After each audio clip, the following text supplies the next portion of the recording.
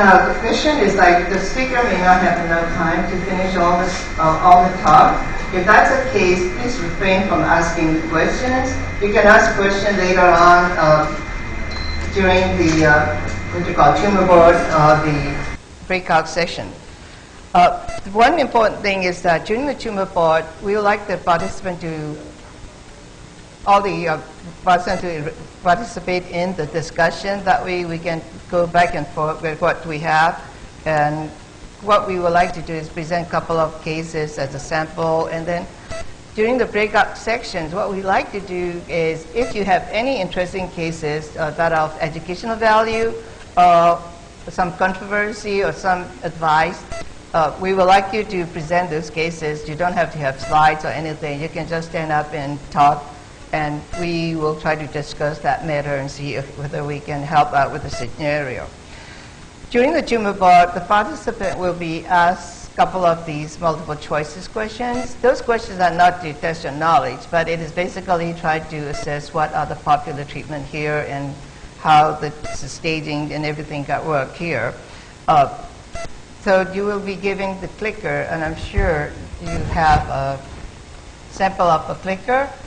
And these are the clicker, and they will have a choice, and you just select the number that you think that is going to be the right one or whatever you think appropriate. But it's very important that you turn the clickers when you leave the conference, because we have it in what you call itemized numbers, so we have to be careful with that. There is also an evaluation form in the back, and please make sure when you leave you enter the evaluation form and enter the question and answer, because that way we will have the clue of what will be appropriate for the next section. So let's to begin. I would like to welcome Dr. Tete Chi, who is the chairman of the Finland Group of Hospitals, to just give you the little bit of introduction. Dr. Tete Chi.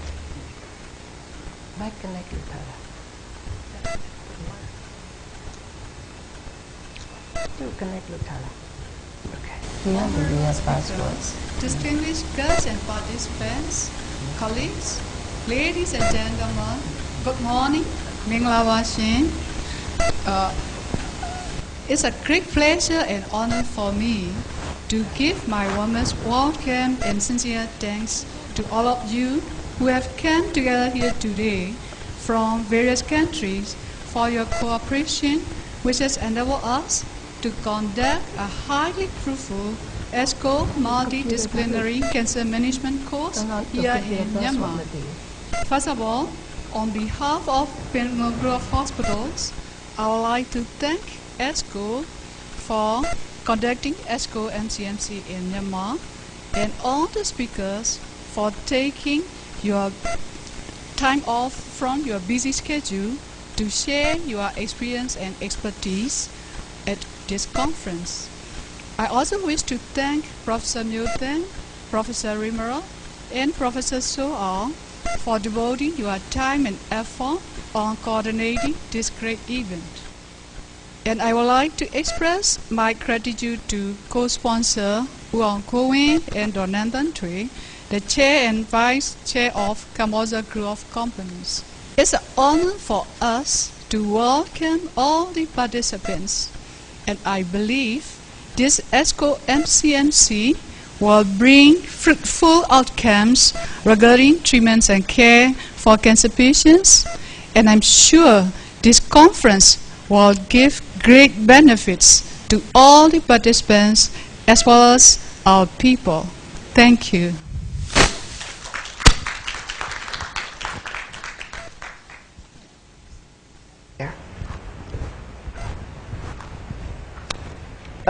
Next, I'd like to invite Dr. Rimmer to give some introduction remarks on this meeting and this gathering. Dr. Rimmer is the president of the Myanmar Medical Association, and he's a professor in hematology. Please come.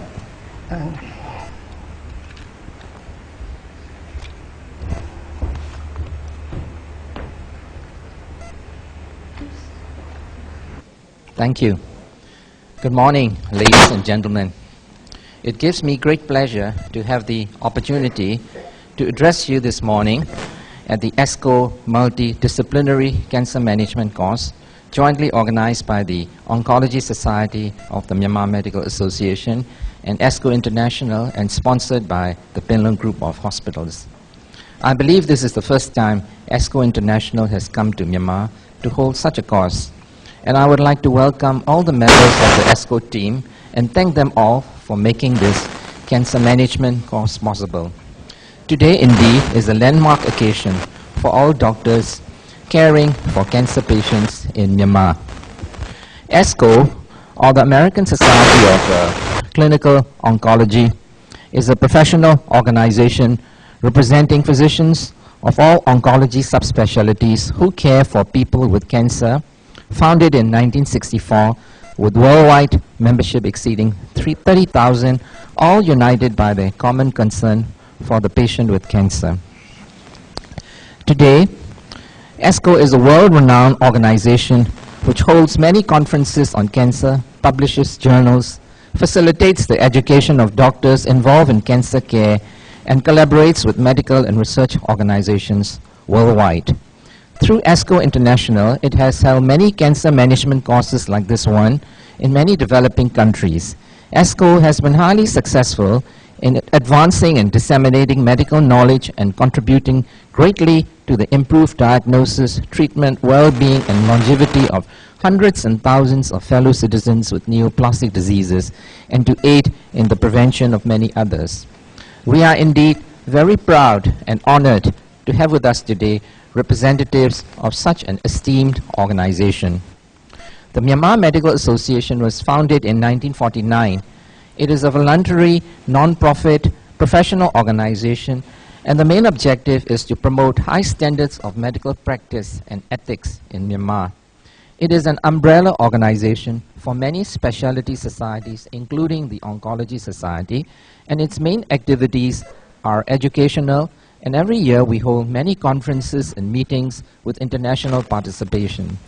We also organize CME courses, talks, and lectures throughout the country. In recent times, we have also been taking part in public health programs like tuberculosis, malaria, sexual and reproductive health, and youth program. Cancer is a very important disease for all of us.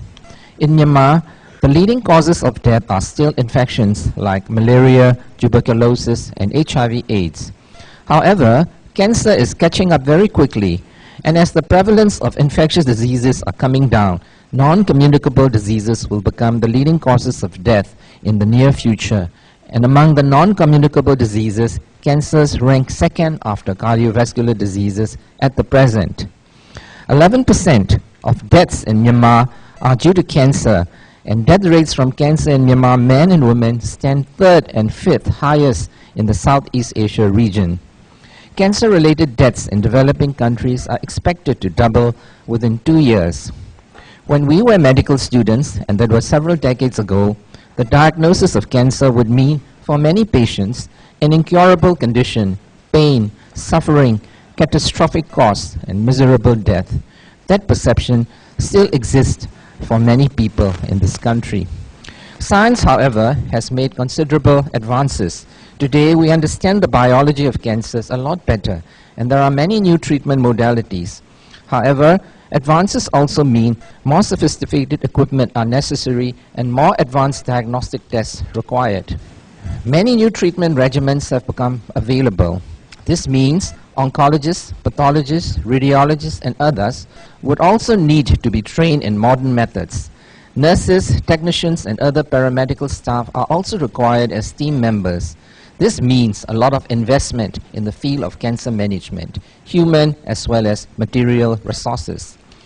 In the economic hardship Myanmar has experienced during the past 2 decades, however, we have not been able to keep pace with all the advances, and at the same time we have had more cancer cases in hospitals all over the country. Physicians have had to manage patients with many limitations. However, they have done their utmost in caring for cancer patients with whatever they have. And I would like to salute all those doctors and nurses who stood by their patients during these difficult years and cared for them. For the practice of medicine is not about not always about curing, especially in cancer management, but about caring most of all. Now times have changed. The country has opened up. There have been more investments in the healthcare sector, both in the public and private sectors. Doctors are now free to travel and develop contacts and make networks and exchanges with international agencies. It is an opportune time to catch up and to try to provide the best care for patients with cancer. In the past, many patients who can afford travel to neighboring countries in an effort to obtain the best possible care, and most of these patients were cancer patients. Now, with recent developments and improvements in the healthcare sector, all patients will have a chance to get the best possible care inside the country. And I would especially like to thank all the faculty members of the ASCO International team in helping us to provide the best care for all patients with cancer in Myanmar. Desperation is what most cancer patients develop, and hope is what they look for. But hope alone is not enough. And I'm sure all of you today will be able to give not only hope, but the best possible care for all patients with cancer. I would especially like to thank the organizations of this multidisciplinary cancer management course, and especially to Dr. Mutan, whom I knew many, many years ago as a very bright elder brother, to Professor Dr. So Ang, my colleague, and especially to Dr. Zoto and Dr. Tete Ji. Thank you very much, all of you. Thank you again.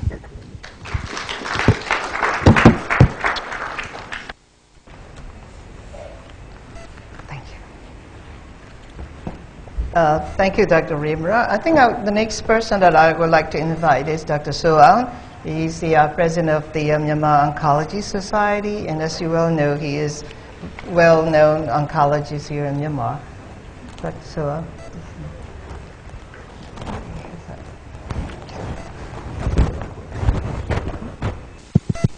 Thank you, Professor Mutan, for a very, very kind introduction. And good morning, our distinguished guests and my colleagues. And first of all, I would like to warmly welcome our faculty member who have come all the way from their home country to us to share their very invaluable knowledge and experience with us today. And we deeply appreciate your support for this MCMC course. And as a result of concerted effort by ASCO and Penong Group of Hospital led by Professor Muta, Dr. Zorton, Dr. Titeji, and MMA, Myanmar Medical Association, and Oncology Society, our dream has come true today. And this is a historical landmark, and this is a very important step, tremendous step forward, and I'm sure this course will provide us with much needed boost to implement the very effective multidisciplinary cancer management system in our country. And actually, this concept of multidisciplinary cancer management is not new to us, but the implementation is very disorganized and ineffective in the past. And actually, we studied our oncology specialty way back in 1958 when we first established our radiation oncology center in the country. And since then, we have had few more cancer centers in the country, and up until at the present, we have 8 government centers and quite a few private centers. And out of private center, this Penlong Center is the only one which has both radiation and medical oncology facility, and this is a very good one indeed. We have very few cancer centers actually, given the big size of population. We have a population of, we used to have 60 million in the past, but according to the latest census in 2014, we had just about 51 million. And anyway, we only have very few cancer centers, combined private and public, and you can count on your fingers. And these centers have to serve a population of this big size, about 50 to 60 million. You can just imagine the workload. And you can just imagine how high the patient volume is and how heavy the workload is. So it's overwhelmingly difficult. And on the other hand, we have very limited resources, both in terms of human and material resources.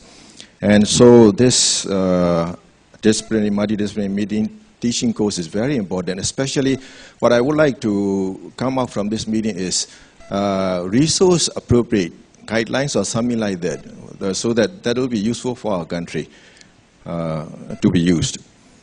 And although despite these limitations and difficulty in our country, we did have some scattered efforts in the past, over the past few years, at organizing these multidisciplinary cancer management meetings and clinics.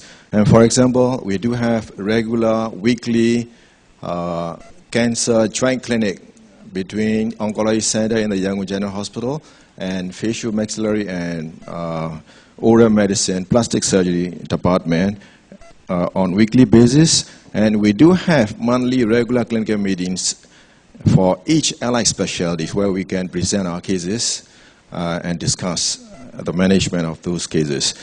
And these are not specific for cancer management, and we do not have specific joint cancer clinic at the moment.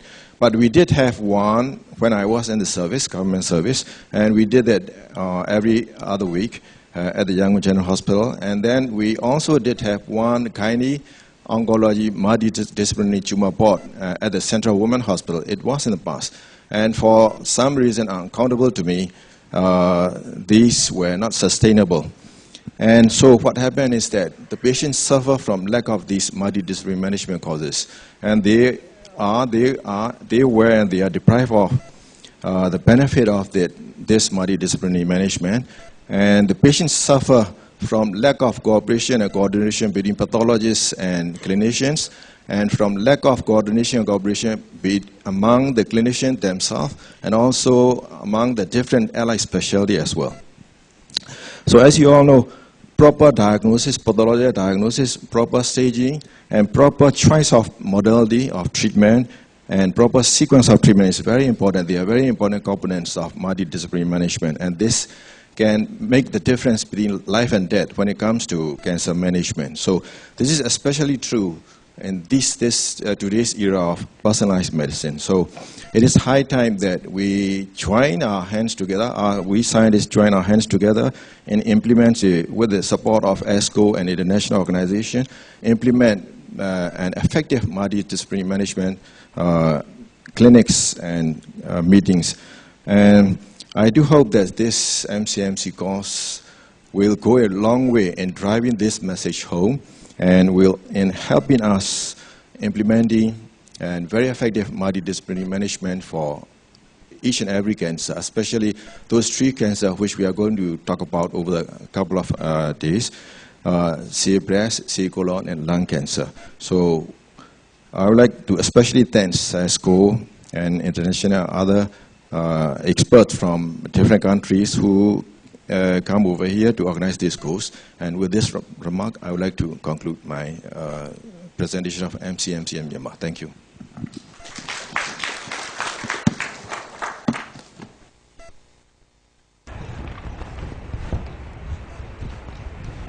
Thank you, Dr. Seo. The next, I'd like to invite Mr. Doug Phao, who is the Senior Director of the International Affairs of American Society of Clinical Oncology.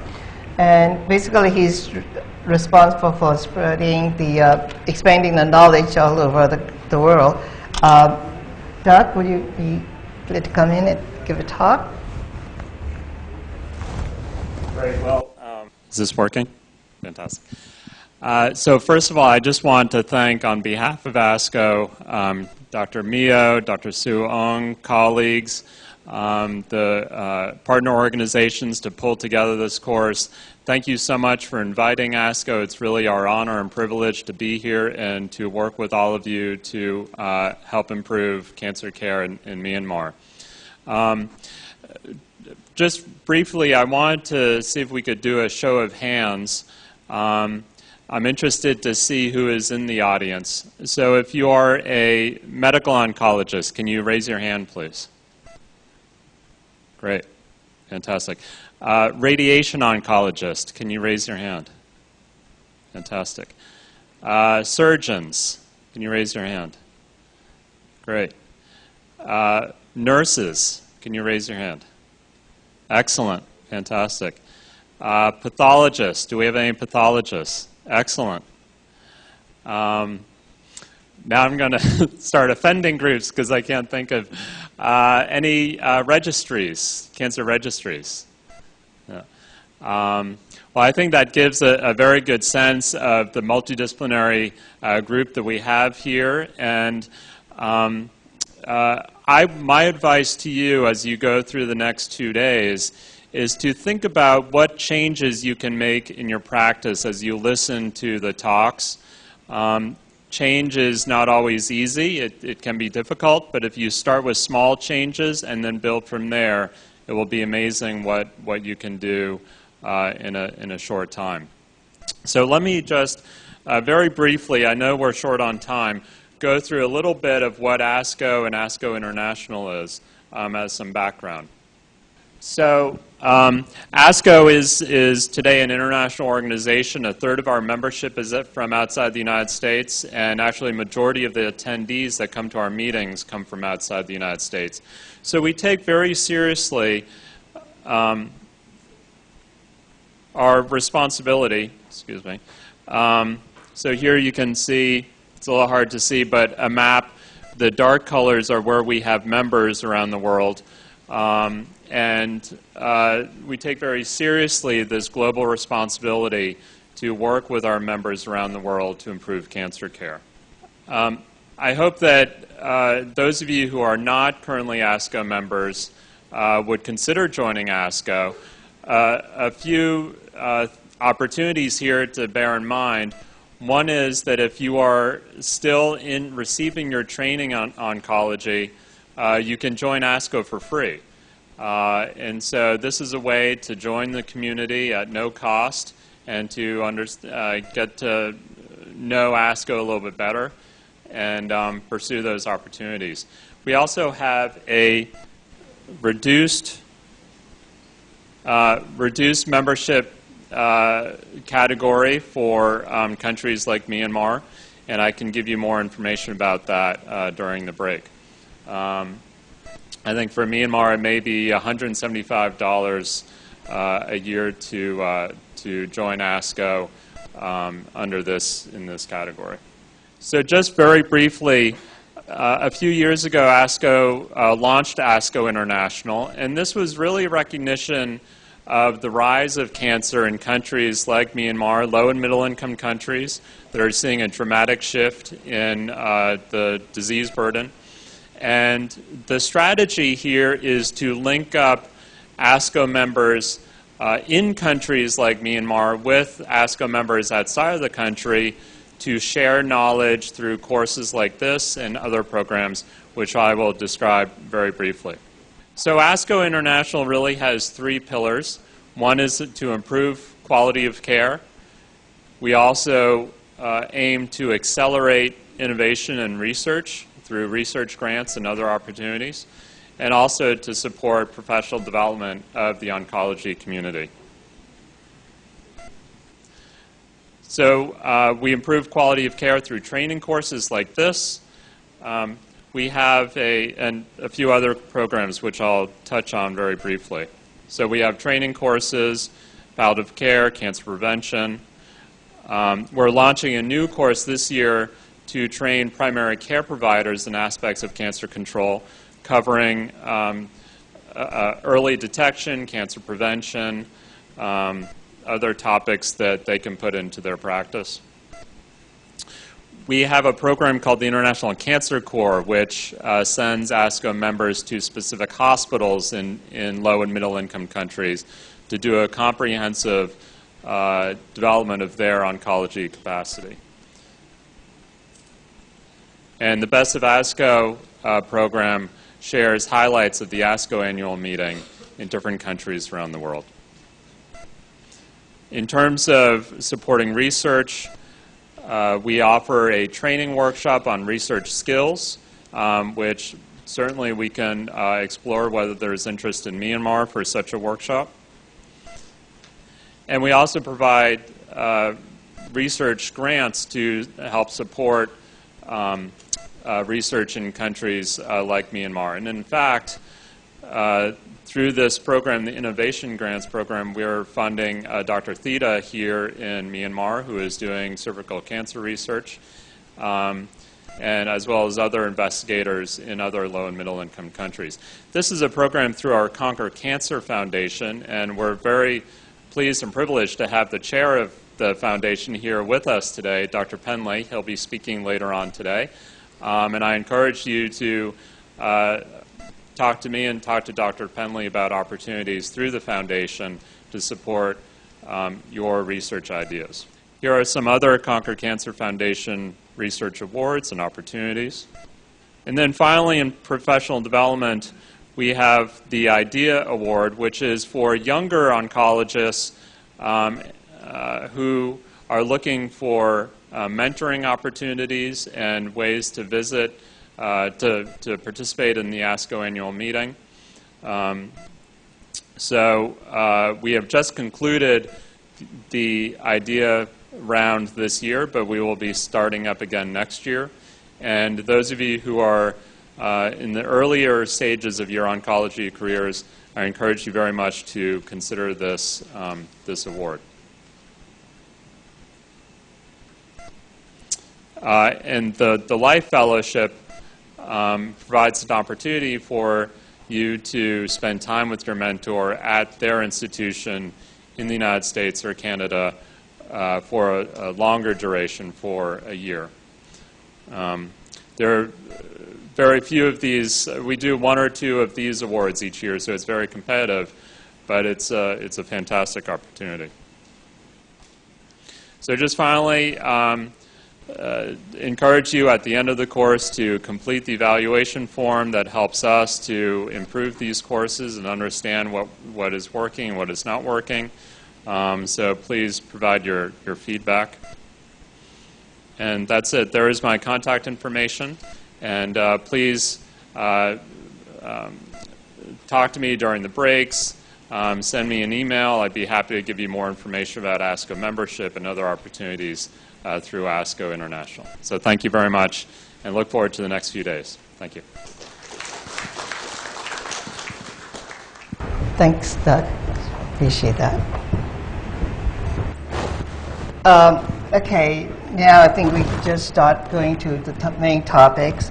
My name is Myo That.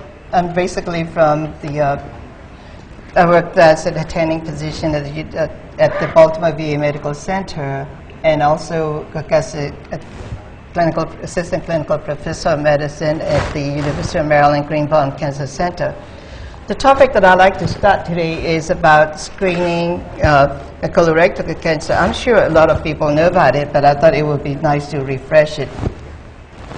As you well know, cancer accounts for 1 in every 8 deaths in the world, and in 2012, we estimated 14.1 million cases of cancer diagnosed and 8.2 million deaths. And we expect that to increase significantly in number at an alarming pace. And if you look at it, more than 60% of the cases occurs in the low and middle income countries.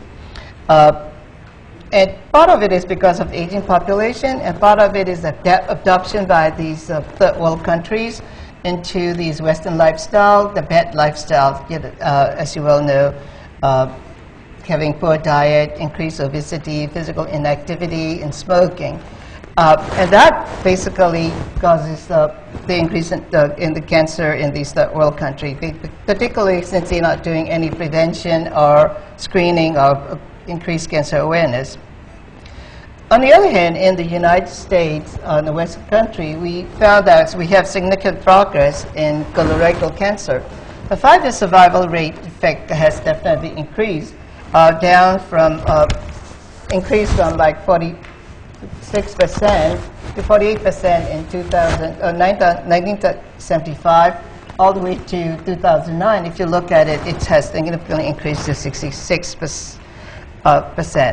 This is the same is true with the mortality. The cancer mortality has dropped down to 29 per 100,000, all the way to 16 per 100,000. And this is primarily because of increased awareness of cancer, and also because of the proper screening and follow-up.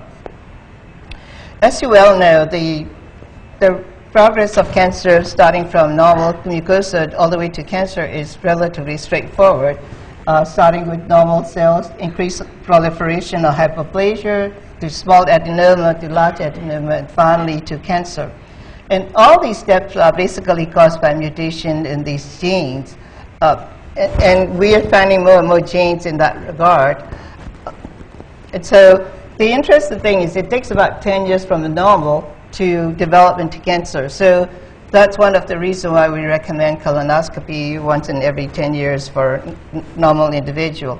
However, it is not true in HNPCC or hereditary non-polyposis coli, where it can develop within 2 to 3 years. So in these people, you need to do colonoscopy every 2 to 3 years.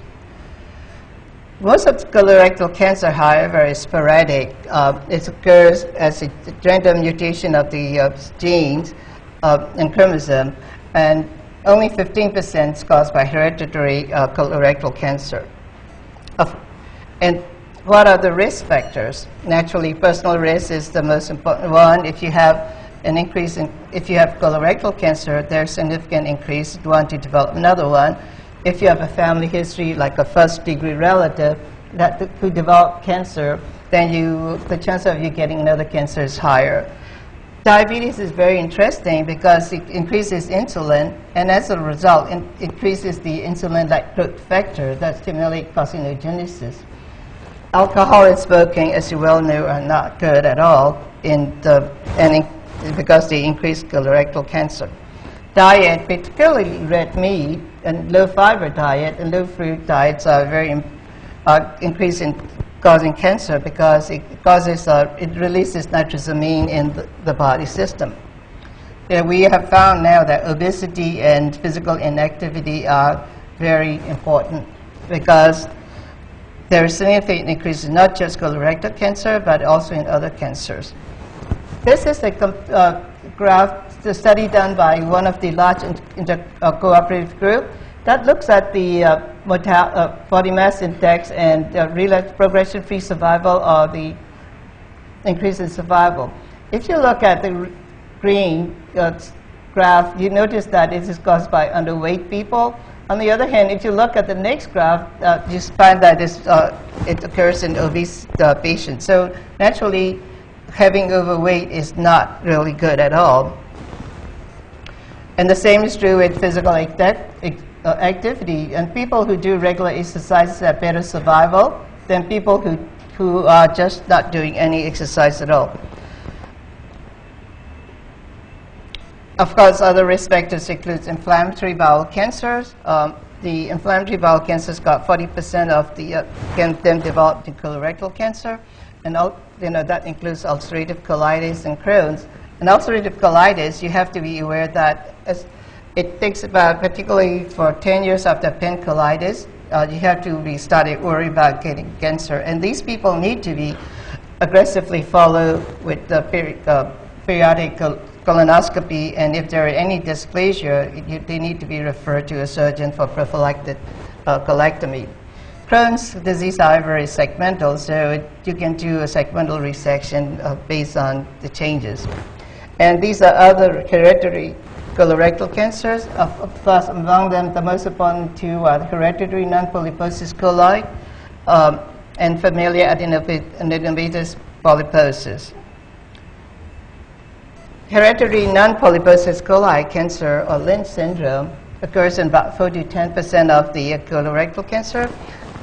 It can also cause other cancers like endometrial, biliary, stomach, small bowel, ovaries, and renal pelvis. The lifetime risk for developing is 80% or so, and it's usually caused by mutation in these DNA mismatch repair genes, and particularly MLH1, MSH2, MSH6, and PMS2. And you can identify these by doing immunohistochemical analysis of the mismatch repair proteins or the polymerase chain reaction for analysis of microsatellite stability. Any of the person who fits into Amsterdam or criteria of Bethesda guidelines have to be analyzed for HNPCC. I'm not going to go through those guidelines, but briefly, it's basically if you have a relative that has a cancer at a younger age, then the risk of you getting is very high. The same is true of familial adenomatous coli, and they usually present with multiple coli. throughout the colon, and these almost 100% will develop into cancer. And usually it goes from Mendelian autosomal dominant and from the germline mutation of the adenomatous polyposis gene located on the long arm of the chromosome 5. They can also develop other cancers, such as small bowel, papillary, and pancreatic cancer. Of course, you need to screen those people for colorectal cancer. And what are the screening tools? We have fecal gut blood, flexible sigmoidoscopy, CT colonography, and colonoscopy. I'm not including barium enema since we are not using anymore for the screening process. Fecal gut blood testing is low cost, it's very simple and very cheap, and it can be done at home or in the physician's office. But it requires 3 separate stool specimens. You can't do 3 tests on 1 specimen. That's not really 3 tests, but you really need to have a 3 separate stool specimen. The problem is it can be affected by diet, whatever that the individual eats, or also aspirin. Particularly, you have to be off aspirin for at least 8 to 10 days before you can do the test. The sensitivity is not that high either. It's only about 33 to 50%. The newer tests, such as fecal immunochemical tests or the immunochemical fecal gut blood test, has sensitivity increased to 60 to 80%. Once they become positive, naturally, you need to go with further evaluation. Still, for DNA testing is a new test that got approved not too long ago, and it looks into the DNA mutation of all these stools, all the stool specimen. The advantage is that you don't need to have special preparation, and you don't have to have any diet or medical restriction. And the same is true. It can be done at home or in the physician's office. However, my personal thinking is that it is relatively expensive at this time, and I hope down the line they will come down in price. CT colonography naturally is a new radiological technique, and it's the radiologists claim that it can detect 90% of polyps that are greater than 10 millimeter, but on the other hand, the accuracy and sensitivity drop down when it's smaller than 6 millimeter, and it missed the flat polyps. The problem, it requires preparation, and it increases radiation exposure. Here are the sample of the CT colonography. This is an adenoma with a polyp. And the same is true with here. I'm not sure whether you can see it clearly. But this is the new test that we have to start thinking about. Flexible proctosigmoidoscopy reduced mortality by 60% on the left side of colon. And you can do it in the general physician office. You don't have to go to a colonoscopics or anything because it doesn't really need sedation or special preparation. On the other hand, it can miss 30% of the right-sided colon cancer. Colonoscopy, of course, is the mainstay in screening procedure because it can reduce 53 to 72% of the colorectal cancer, and it can reduce mortality. There are serious complications like perforation or bleeding, but on the other hand, they are not that common. It's only about 3 to 5 per 1,000 colonoscopies. The interesting thing about colonoscopy, however, it also depends on how rapid the colonoscopists try to withdraw the colonoscopy. If the colonoscopic try to withdraw the colonoscopy less than 6 minutes, it only detects about 11.8% of colorectal cancer, of any neoplasia, and only 2.6% of advanced adenoma. But if the colonoscopist is thorough and deliberate and be slow in moving, taking about more than 6 minutes, it increases to 28.3% and 6.4%. So I think if you go for colonoscopy screening, we just need to talk to these colonoscopists not to move the colonoscopy and not to do it in a hurry, and just they should take deliberate time. Of course, what the benefit of screening, it reduces the colorectal cancer mortality by detecting cancer at an early curable stage, and also detect and remove polyps before they become cancerous. So who should have a screening procedure? In a normal individual, if you're 50 years old, then there's no family history, no history of adenoma or CRC, no history of inflammatory disease. You can do annual stool for a gut blood and also proctosomnography every 5 years and colonoscopy every 10 years. For whatever reason, you can't do a colonoscopy, you can do CT colonography every 5 years. But I'm still skeptical about that test, though. Personal history, if you do have personal history of adenomatous polyp, then you have increased risk of developing colon cancer. So if you have a low risk adenomatous polyp, which is like 2 centimeters or less, or only 1 or 2, you can do the colonoscopy within 5 years. But if you have multiple polyps, then you need to do colonoscopies within 3 years. The same is true if you have family history. The first relative with age who is less than 60 years old, then you need to do colonoscopy at the age of 40, or 10 years before the earliest diagnosis of colorectal cancer. That means if your first-degree relative has a colon cancer at age 40, then you should be doing it beginning at age 30. But on the other hand, if you have the older than 60 years old, you can do like a normal colonoscopy at the normal period. On the other hand, and the same is true with personal history of inflammatory bowel disease. If you have ulcerative colitis, colonoscopy should be done 8 to 10 years after onset of symptoms of colitis. And it's important that they need to do biopsy of the skin, what you call the mucosa, and then after that you do colonoscopy every 1 to 2 years. And as soon as you see any changes in dysplasia, hyperplasia, you have to be calling the surgical consult. And then, of course, if you yourself have a colon cancer, depending on the stage, if you have a high stage, you have to do HMP and T level every 2 to 3 months, 3 to 6 months for 2 years, then yearly for 6 months for a total of 5 years. And then you have to do CT scan of the chest and abdomen annually for up to 5 years, and colonoscopy in 1 year. And then if there's no change, adenos, if you don't notice any polyps or so, then repeat it in 3 years, and then 5 years. On the other hand, if you keep seeing the polyps, then you need to repeat that. Of course, we like to prevent it from having the disease, and what are the things that we should do to prevent? And the thing is that if you have low red meat or processed food, that's the best way to prevent. The diet is much better. The same is true with abstaining from drinking alcohol or smoking. And also, of course, the most important thing is to maintain the body weight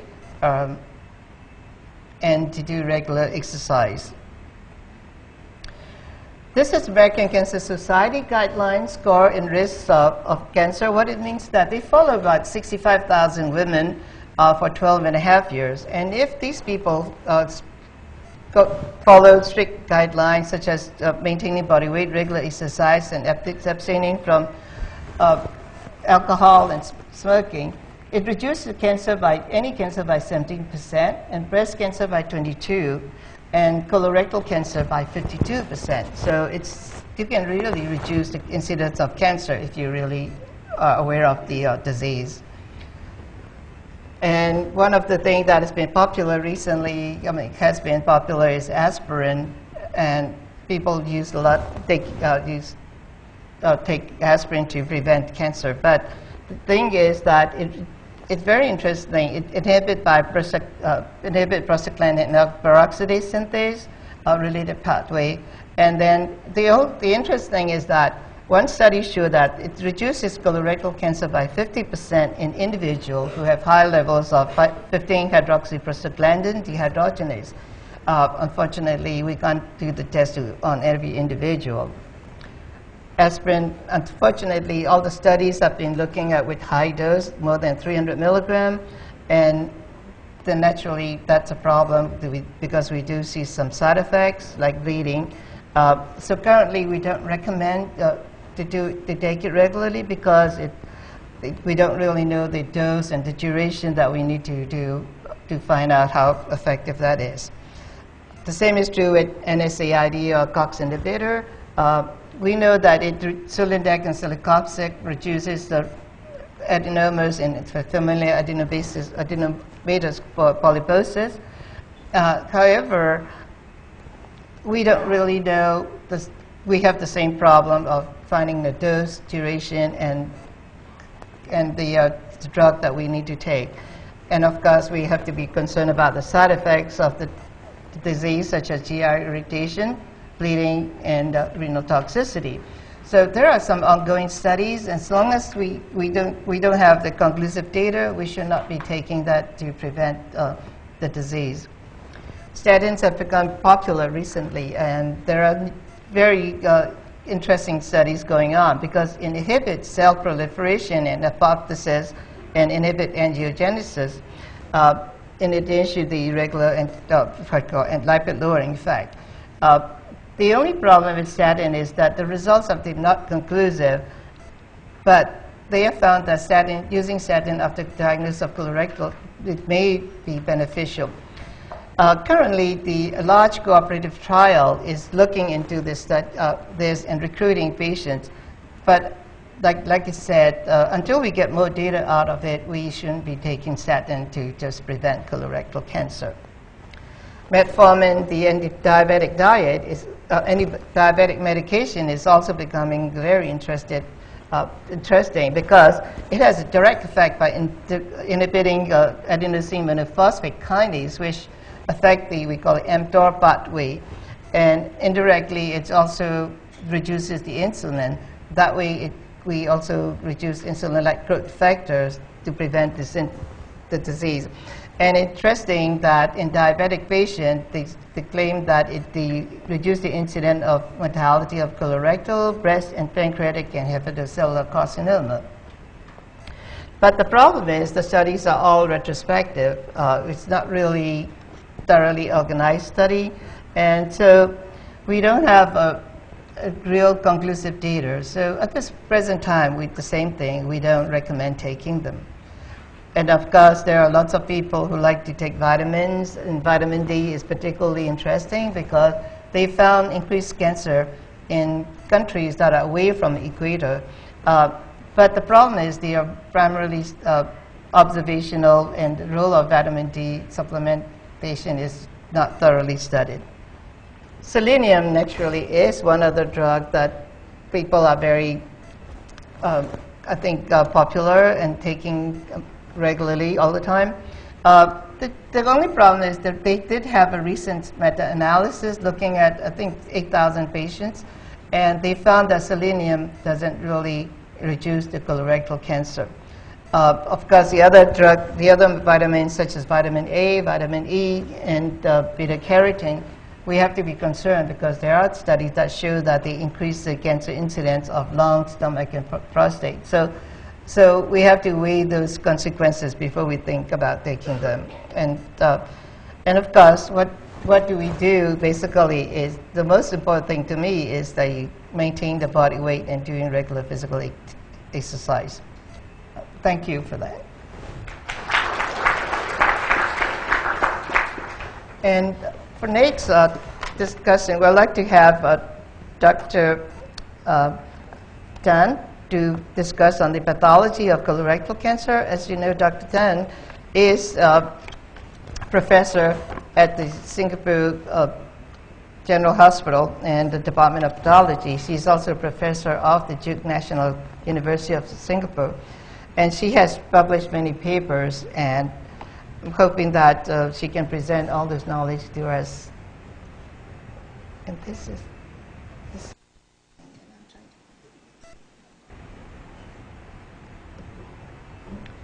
So, causes and pathogenesis, we've heard earlier: environmental, genetic, epithelial polyps, inflammatory bowel disease, and irradiation, for instance, in patients who have irradiation for previous cervical cancers. So I'll dive straight into the gross pathology of colorectal cancers. About 50% of the cancers occur in the rectosigmoid area, and there has been an apparent shift to the proximal colon in recent decades. Right-sided cancers tend to be more frequent in the elderly, in the black population, and in patients with diverticular disease. Multicentricity is detected in between 3 to 6% of cases, and macroscopically, colorectal cancers can be polypoidal, ulcerative, and fungating. There is a good correlation between the gross and microscopic tumor margins. Cut sections show grayish-white appearances. Mucinous tumors are gelatinous and glary. And as a pathologist, there are important gross features to note when we are handling a colectomy specimen, namely the depth of invasion of the wall of the bowel, the presence, if any, of vascular invasion, and this is probably more well detected on microscopy, and a look and evaluation at the appearance of the rest of the colon or rectum. So this is a part of a colectomy specimen, and you can appreciate a relatively ulcerated and slightly fungating tumor that occupies the entire circumference of the bowel wall. And in this example, you have a polypoidal mushroom-like tumor that protrudes into the lumen of the colon. And in this example, you have a tumor that is centrally ulcerated with rolled edges that occupies part of the wall of the large bowel. And this is a slice through the tumor, and here you will notice the whitish gray appearance of the tumor, and it invades through the entire colonic wall into the pericolic fat. And in this particular picture over here, you can see that the tumor has only extended into the muscularis propria. So it's important for pathologists to slice through the tumor carefully and to determine the deepest extent or depth of invasion, as if you did not slice through this portion, you might just erroneously conclude that the tumor invasion is only into the muscularis propria, whereas in fact it has gone out of the bowel wall into the pericolic fat. Microscopically, most colorectal carcinomas tend to be well to moderately differentiated adenocarcinomas. There can be a stromal reaction with variable lymphocytic infiltrates. The tumor surface may be papillary or villous, and as mentioned earlier, it can invade into all layers of the bowel, and perineural as well as lymphovascular invasion can also be seen. So this is a typical appearance of a moderately differentiated adenocarcinoma of the colon, in which we have confluent glands and some papillary structures that are formed by cells with stratified hyperchromatic nuclei and with brisk mitotic activity, and this is seen within a desmoplastic stromal reaction with accompanying inflammation. Here we have a full thickness section of the bowel wall, and you can notice that the tumor extends throughout the bowel from the submucosa over here, effacing the muscularis propria and extending into the pericolic fat that invokes a desmoplastic fibrous reaction. And this is a nerve in which there is intraneural invasion by malignant glands, and this is lymphovascular invasion in which there are tumor cells represented by these signet ring cells lying within a lymphovascular space. In terms of histochemistry and immunohistochemistry, most colorectal adenocarcinomas will demonstrate mucin positivity using the mucicarmine histochemical stain. Additionally, on immunohistochemistry, there can be the positive reaction for these antibodies to antigens of MUC1, MUC3, MUC2, and MUC1-3. Immunohistochemistry, there is usually a profile of cytokeratin 20 positivity and cytokeratin 7 negativity in colorectal cancers. And this is very useful in terms of distinguishing it from lung or ovarian cancers, which show an opposite profile. In other words, lung and ovarian cancers will be cytokeratin negative and cytokeratin 20 negative and cytokeratin 7 positive. There is also positive reactivity in colorectal cancers for CEA, CDX2, as well as VILIN. So this is an example of an adenocarcinoma that was detected in a lung biopsy, and we concluded that it was a metastatic colorectal carcinoma to the lung, not only because of its morphological appearances that resemble a primary colorectal carcinoma, but also because of the immunohistochemical support that we got with CDX positivity diffusely in the nuclei of the tumor cells, and the TTF1 or thyroid transcription factor 1 negativity within the tumor cells. And here you can see the internal positive control of the alveolar lining cells of the lung, as opposed to the negative staining of the tumor cells of the metastasis of the colorectal carcinoma. Molecular genetics has become very important in colorectal carcinoma, and we have discovered the genetic alterations that drive carcinogenesis. And earlier we heard from Dr. Tant about the APC and the mismatch repair genes, which are also mutations responsible for the sporadic colorectal carcinomas. Just a few words about the DNA mismatch repair deficiencies that result in microsatellite instability. It constitutes about 15% of the cases, and it's usually associated with the hereditary non-polyposis colorectal cancers, right-sided in location, cancers arising from serrated polyps. And these cancers pathologically tend to be mucinous, poorly differentiated, have a prominent host response, have circumscribed growth patterns, and be right-sided. And this is what we immunohistochemically see as a pathologist when we carry out immunostains for the DNA mismatch repair proteins. So this is MLH1, and you can see the tumor over here showing positive nuclear staining for MLH1. This is MSH2, which also demonstrates positive nuclear staining in the tumor. MSH6, similarly with positive staining, and PMS2 with nuclear staining of the colorectal cancer, indicating that there is no abnormality in these DNA mismatch repair proteins. Other mutations in the BRAF, the PIK3, and the beta-catenin genes. And there are also mutations in tumor suppressor genes for P53, APC, and these variety of other genes as well. From the pathologist's point of view, apart from the usual adenocarcinomas that we encounter, there can be other microscopic types such as mucinous, cygnet, micropapillary, basaloid, clear cell, and so on. So there's a host of different microscopic patterns, but they tend to be much rarer than the usual conventional adenocarcinomas that we encounter.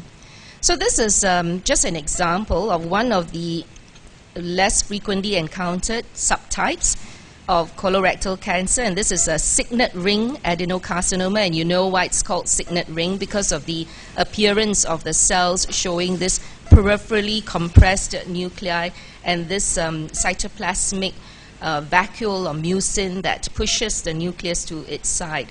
The diagnosis of a colorectal carcinoma is accomplished using a biopsy. And a biopsy that is positive should always be obtained prior to radical surgery for colorectal cancer.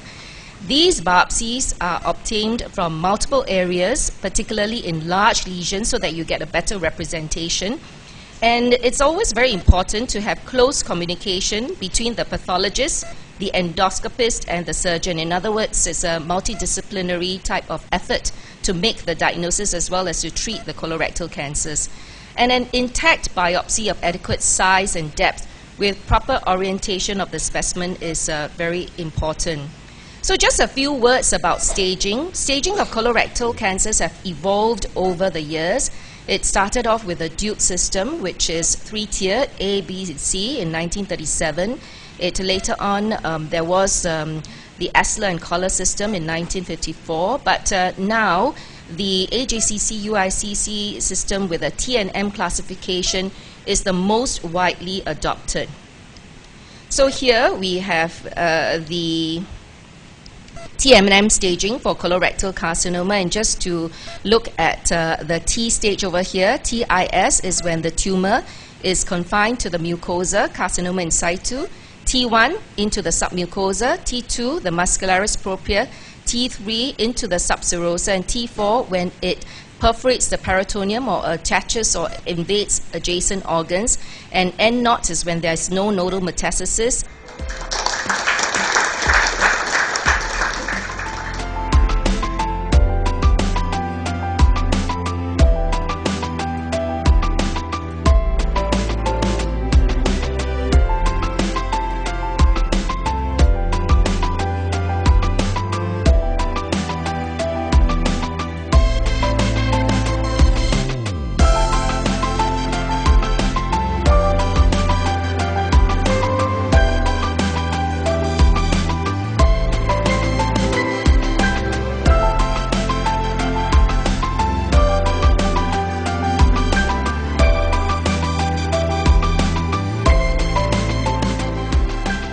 To the next speaker.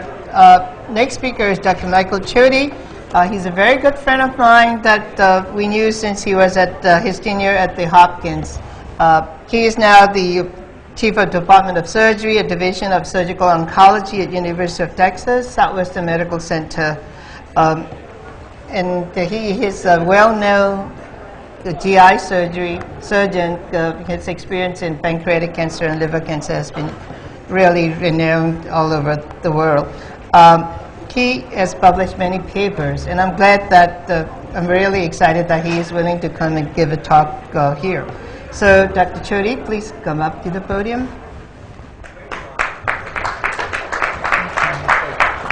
Thank you. You still have to use that, right? We're using this microphone? Okay.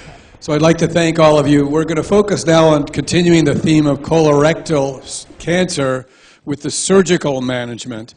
Again, I'd like to thank Dr. Mio Thant and the organizers and the wonderful hosts for our visit here, and to thank ASCO for hosting this outstanding program. So here are my disclosures.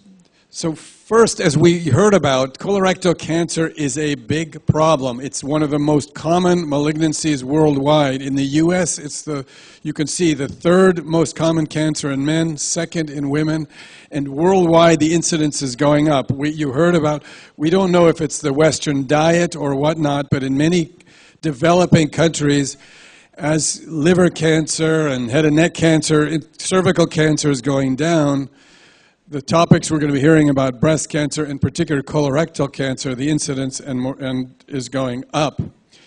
Here you can see some data from Southeast Asia, and it's interesting. Colorectal cancer is extremely common. If you look at the incidence and the mortality, lung cancer, liver cancer, and colorectal cancer among the most common.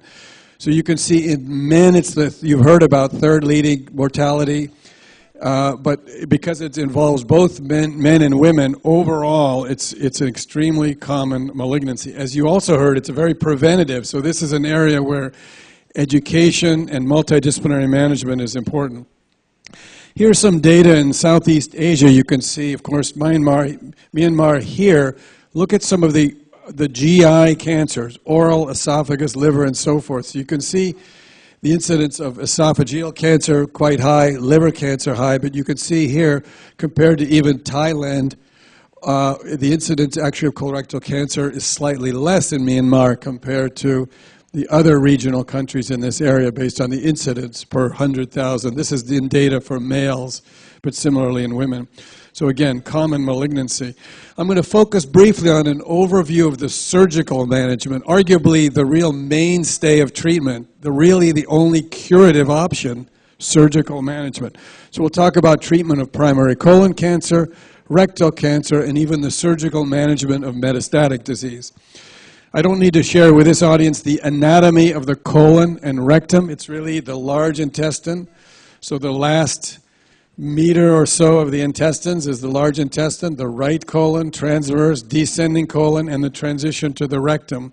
The distinction between the rectum and the colon is really more, one is an intra-abdominal structure and one is a pelvic structure. But really, biologically, they're very similar. You'll hear about the treatments are different. The surgical management of rectal cancer is more complicated. The recurrence in the pelvis can be an issue, so that radiation therapy and surgical techniques are very important, in particular with rectal cancer, but also with colon cancer it's important. You've heard already about staging. Colon cancer starts as premalignant polyps in the lining of the mucosa, and as the penetration through the wall of the colon increases, the stage, the T stage, and then spread to lymph nodes, and then stage 4 is metastatic spread. So the idea is earlier detection through the screening methods you heard about is the really way to impact the disease. It's not chemotherapy or even fancier operations. Earlier detection is really the best way to even prevent the disease. Let's talk about management of primary colon cancer. The principles are pretty clear. Removal of the primary tumor with clear margins, lymphadenectomy, that is removal of the regional lymph nodes, and restoration of the organ integrity. So you heard a little bit about the importance of the lymphadenectomy. It's not so much a therapeutic, although that's part of it, it's important for staging. So again, the importance of the lymphadenectomy is both the surgeon's role to do a sufficient lymph node removal, but also it's particularly the pathologist's role to adequately assess the specimen to determine the number of lymph nodes, because that serves as the denominator, if you will. And lymphadenectomies, or lymph node assessment, in which the amount of lymph nodes are assessed is limited, can result in worse outcomes. So this is a very important concept. When one thinks about the surgical management with regard to the lymphadenectomy, this is, of course, the colon. The lymph nodes follow the arterial drainage. So that's why with cancers of the right colon is removed in order to remove the lymph nodes along the lymphatics, along the arterial blood supply. So an adequate resection of the right colon involves removal all the way to the origin of the right colic artery and so forth around. So the concept is pretty straightforward in the surgical removal. So when one thinks of the colon operations, that's why we think these are the typical ones. So if the cancer is in the right colon, right hemicolectomy. Again, the reason so much colon is removed, and it's not so much, but this portion is because this is the lymphatic drainage that necessitates removal of this part of the colon. And then the connection is done between the ileum and the transverse colon. Similarly, left colon cancer, left hemicolectomy. So that's the fairly straightforward. One area is the role of laparoscopic colon resection. And in fact, this is a study, a randomized trial published in the US comparing open to laparoscopic colon surgery. And basically the data shows that oncologically the operation is the same. The number of lymph nodes removed is the same. The complication rates are the same. Somewhat less of a length of stay. So at least in the US and I think worldwide, laparoscopic colon surgery or open colon surgery is equivalent. And I think it depends on the expertise of the surgical team. But more and more, I would say in the US, about 2/3 of straightforward colon resections are now done laparoscopically.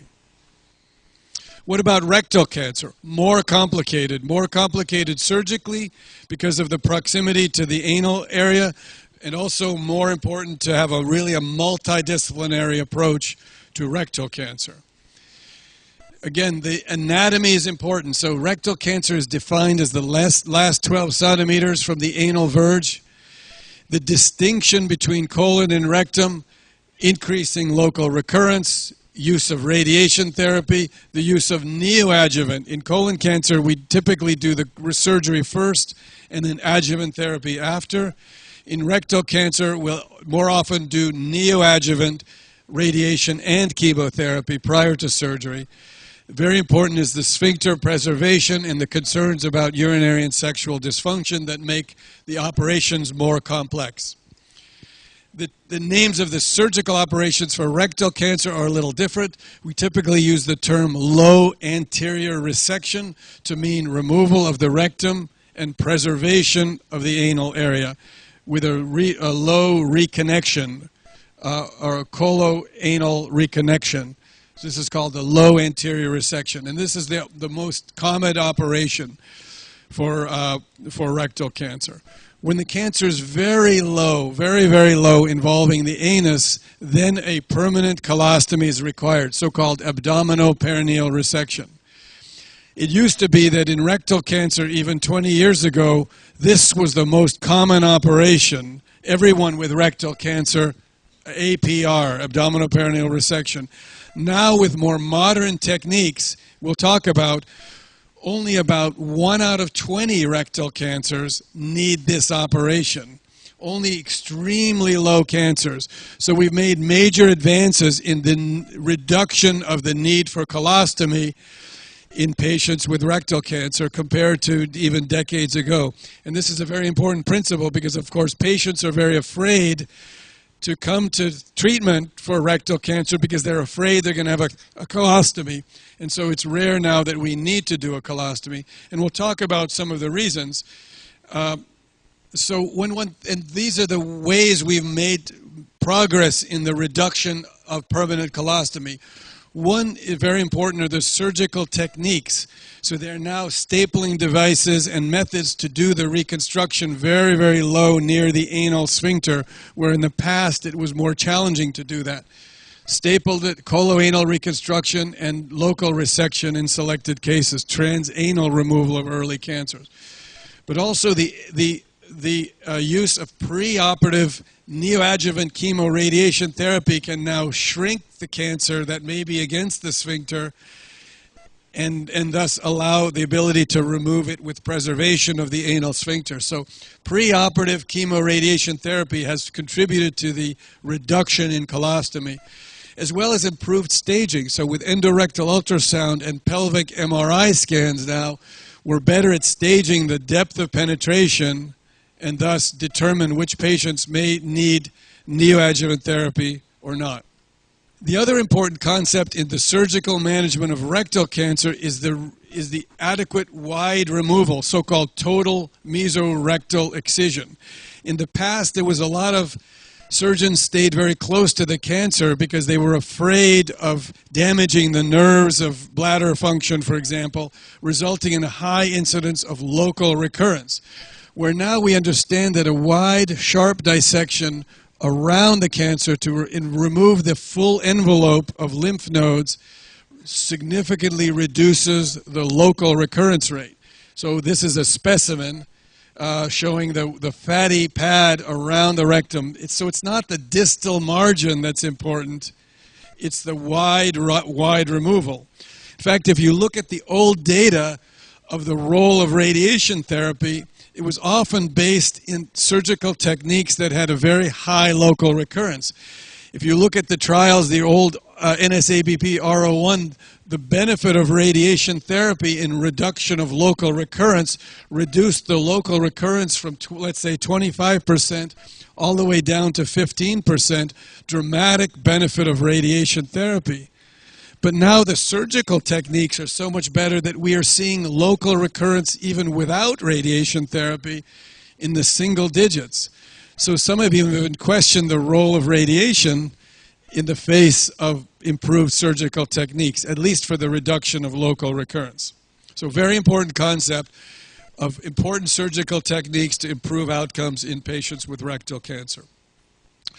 One point about there are also ongoing trials now of laparoscopic rectal surgery versus open rectal surgery. This is a trial ongoing now through a cooperative group in the U.S., more controversial as to whether laparoscopic low anterior resection, for example, is comparable to open surgery. But I think depending on the center, some are doing laparoscopic and some are doing open for rectal surgery.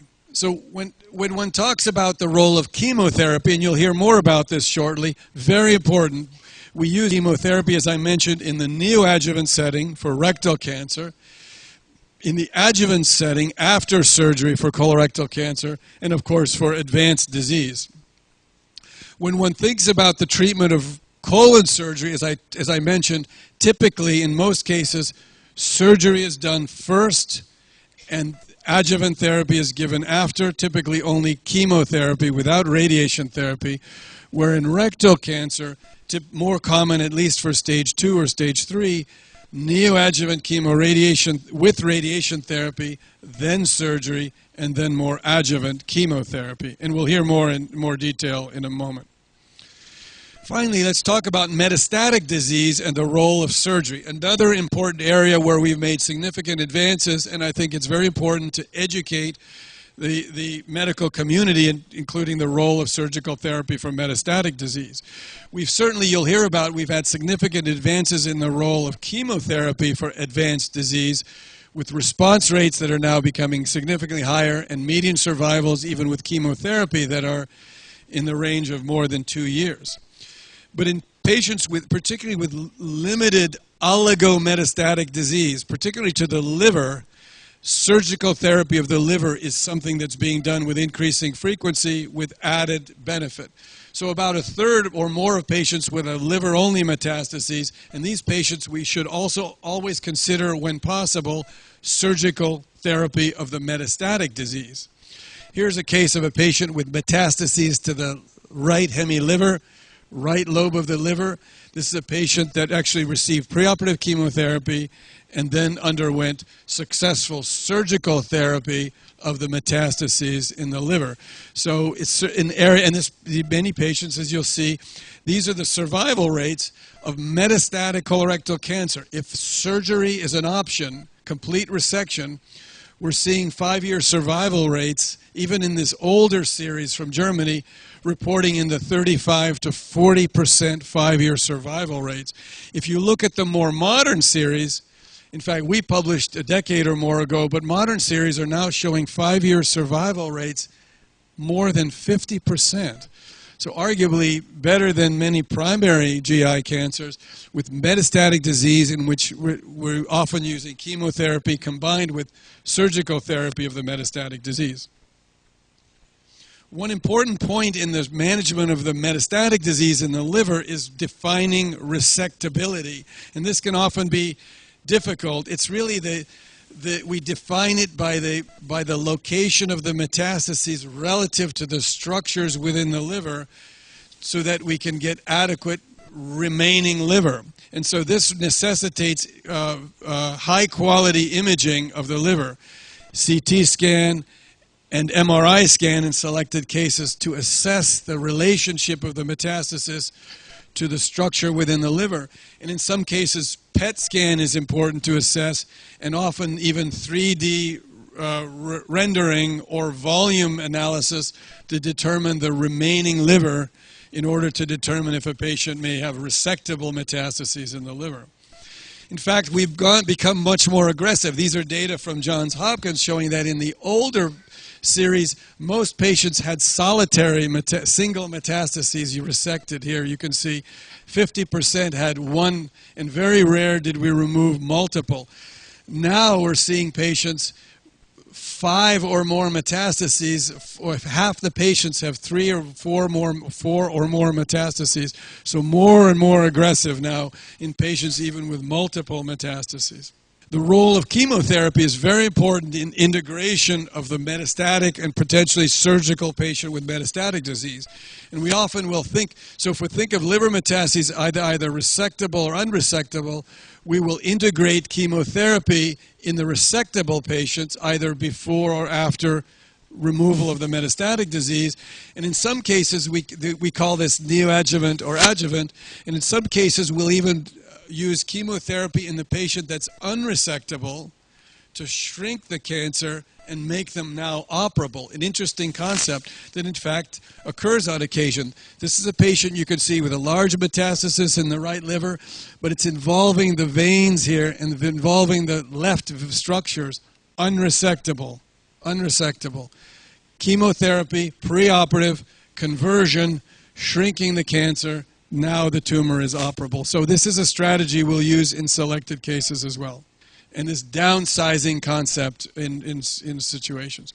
And then there are other approaches we can do to increase the eligibility. I mentioned we can downsize with chemotherapy. We could also use local regional therapy to downsize.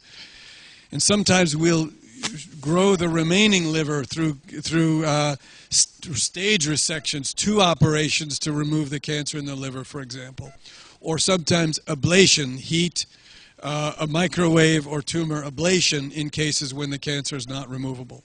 What are some of the surgical advances? Well, there are a lot of advances surgically. More and more, at least in the US and worldwide, minimally invasive and robotic surgery is done selectively, new imaging tools for both the liver and the colon, and newer devices are being used to be able to more safely do these operations. So the mortality rate now of even major liver surgery for colorectal metastasis is less than 1%. So we've improved significantly in these. Finally, just to touch on the importance of the complexity of the multidisciplinary care, particularly in the stage 4 patients. If one thinks about making treatment decisions, how would you manage this? Very straightforward. Primary colon cancer in the sigmoid colon. This is a patient with 2 metastases in the right liver. It looks resectable. Easy, right? How would you manage this straightforward procedure? Synchronous resectable disease. Well, the options, we can do the colon, then the liver, then chemotherapy. We can start with chemotherapy, then the colon, then the liver, then more chemotherapy. We can do this way with chemotherapy in between. We can actually do the colon and the liver together. We can do this way. And with even sometimes we may do the liver prior to the colon. And with rectal cancer, forget it. We're off the map here with so many choices. So as you know, with many of the oncologists here we work with, it requires communication and a team, not a vertical management, but really thinking about the team optimizing the best strategy for the patient with a goal, optimizing the cure and maximizing the quality of life of the patient. So in summary, surgical management of colorectal cancer, it's complex, but it's very important. It's a common disease, but a major health problem. Surgery is the primary therapy if it's localized. Surgical advances we've talked about, adjuvant and neoadjuvant we've talked about. Aggressive surgical therapy of metastatic disease is improving the survival in these patients. And the key is the multidisciplinary management, early staging, imaging, and combination therapy to really improve the outcomes of our patients. I thank you very much for your time. Thank you, Dr. Chody. Next speaker will be Dr. Barrowell. He is the Associate Professor of Radiation Oncology at University of Pittsburgh Medical School Center. And again, he has published many papers, and I'm excited that he is willing to come and give us a talk about the radiation therapy in colorectal cancer. Okay. So, as mentioned by the previous speaker, the role of radiation therapy in colorectal cancer is mainly limited to rectal cancer. There is very limited role of radiation therapy for colon cancer. So my discussion would be mainly for the rectal cancer. So the local recurrence after surgery for rectal cancer for T3 to T4 disease could vary from 15% to 30%. And the reason why the range is because the surgical advancements that significantly reduce the risk of local recurrence. In the past, the risk of local recurrence used to be more close to 30%, but in the era of TME for T3 T4 disease is more close to 15 to 20%. Following surgery, radiation alone improves local regional control, but doesn't impact overall survival. And chemotherapy was initially investigated to see whether we can improve the outcome or not. So some of the earlier data came from the cooperative group where they compared post-op radiation therapy to post-op chemoradiation therapy, both in concurrent and sequential setting. And as you can see, the addition of chemotherapy improved local control, decreased distant mets, and improved survival, thereby establishing chemotherapy as part of the treatment for colorectal cancer, with the addition of radiation therapy improving local control. After the publication of that trial, the standard treatment for post-op treatment for T3, T4, and positive rectal cancer was adjuvant chemotherapy, followed by chemoradiation therapy, followed by adjuvant chemotherapy. But if chemoradiation therapy is required post-op, maybe it is better given pre-op than post-op. The advantage of giving pre-op chemoradiation therapy is it downsizes the disease, so making sphincter sparing surgery possible. You need less dose of radiation therapy probably because there is non-hypoxic environment. You can sterilize the margin, which can improve the likelihood of local control. And the better tumor oxygenation may improve tumor response and may be better tolerated. Some of the earlier study which evaluated preoperative radiation therapy was the Swedish rectal cancer trial, which was standard operation non-TME versus pre-op radiation therapy followed by the surgery. And what the clinical trials showed that by adding pre-op radiation therapy, we improve local control, improve overall survival, and improve cause-specific survival. This was the only clinical trial in pre-operative setting which showed improvement in survival. But again, the local recurrence rate were higher because the surgery was not TME, which is the standard of care nowadays for rectal cancer. So in the TME era, the first randomized clinical trial where the TME was evaluated in prospective way came from the Dutch group, where about 1,800 patients with T1 to T3 disease, they were randomized to TME surgery alone, and this TME was quality control where the surgeon had to get training done for the TME. They had to be mentored for the TME and to make sure the quality of the surgery was as required. And the other arm was pre-operative radiation therapy followed by surgery. And as you can see, the local recurrence went down significantly. In the previous trial, the local recurrence rate were more like 25 to 30%. In the TME era, the numbers were like 11%. Radiation did improve the local control rate, but the absolute difference was small, and there was no difference in overall survival. On subset analysis, they noticed that in stage 3 disease, the local recurrence rate, even with TME, was about 18%, which was brought down to less than 50% by adding radiation therapy. But again, radiation comes at a cost. There were more wound complication, more post-operative leaks requiring additional intervention. So the adjuvant trials demonstrated chemo-RT improved survival. If pre-operative radiation therapy is better than post-operative radiation therapy, and this question was answered by these two clinical trials. The MRC, which compared short course of pre-operative radiation therapy to selective post-op chemo-RT, and the German rectal trial, which basically established pre-operative chemoradiation therapy as standard of care in North America. So if you look at the MRC trial, what they did was, the one arm got pre-operative radiation therapy to 25 grain 5 fraction, followed by surgery. The other arm got TME surgery, followed by selective post-op chemo-RT only if the margin was positive. But they noticed that this selective approach of just limiting post-op radiation therapy to margin positive was not the optimal approach, because the local recurrence rate in that group was about 11%. And similarly, the disease-free survival was also inferior. The local recurrence rate in the pre-op group was only 4% with a better disease-free survival. There is no difference in overall survival. Thereby establishing that if you have to do treatment, pre-op is a better approach than post-op because of better local control and better disease-free survival. But the trial which basically established pre-op chemoradiation therapy as standard of care was the German rectal trial. It's a large trial of about 800 patients, T3, T4 disease, N positive. 2 arms. The first arm was the post-op arm where everybody got TME followed by chemoradiation therapy. You can see the dose of radiation therapy was about 10% higher in the post-op group, 55.8 versus 50.4. But adjuvant chemotherapy was very similar. And what the studies showed that the local recurrence rate in the pre-op arm was significantly inferior, significantly better in comparison to post-op, 10% versus 7.1%. Number of patients in the pre-op arm who could have sphincter sparing surgery was significantly higher. There were about 50% improvement in sphincter sparing surgery, 20% in the pre-op group versus 39% in the post-op group. So another advantage of pre-op radiation therapy was downsizing, making disease suitable for sphincter sparing surgery. Look at the complication rate. There was both acute and the late complication was significantly less in the pre-operative group. The acute diarrhea, acute any grade 3 complication was significantly less in pre-operative group, 27 versus 40%. And if you look at the long-term complication, the most common one is the stricture formation. It was 3 times less in the pre-op group versus the post-op group. So the pre-op group had fewer acute complication, fewer late complication. The only downside of the pre-op treatment was over-treatment.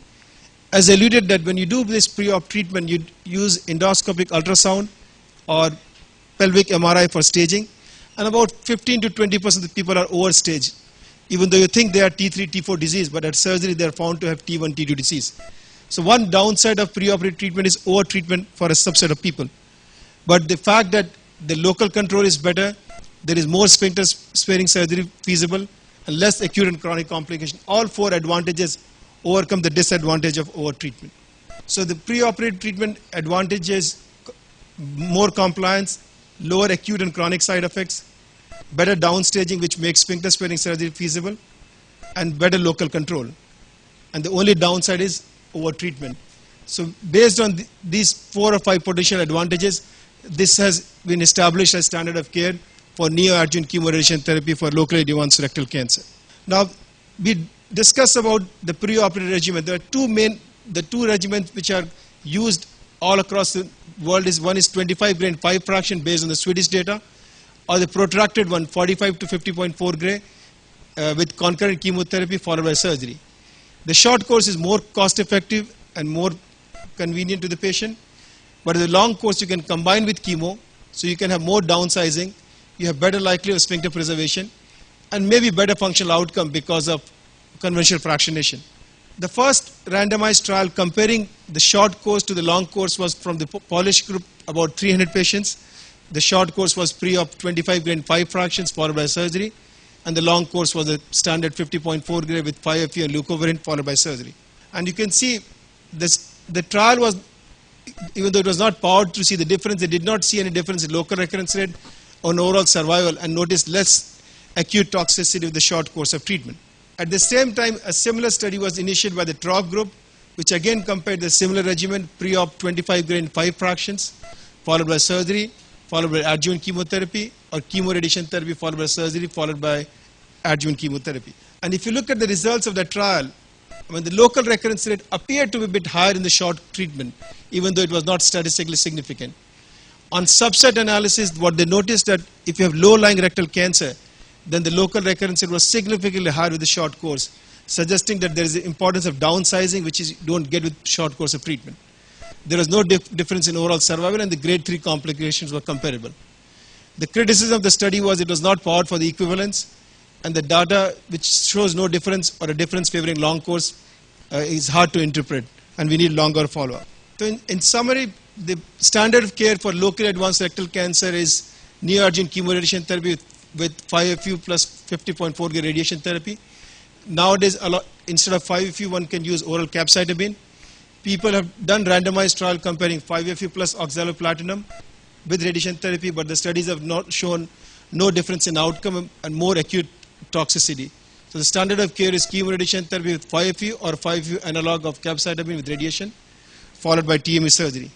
And when we do radiation therapy treatment, the terminology which we use is CTV, so we include the entire rectum, presacral nodes, internal iliac nodes, and the low common iliac nodes, and tumor with a margin with the mesorectum. So basically, we take the PTV1 to 45 Gray to 25 fraction, and this volume with the margin is taken to 50.4 Gray and 28 fraction. And this is how the beam arrangement looks like.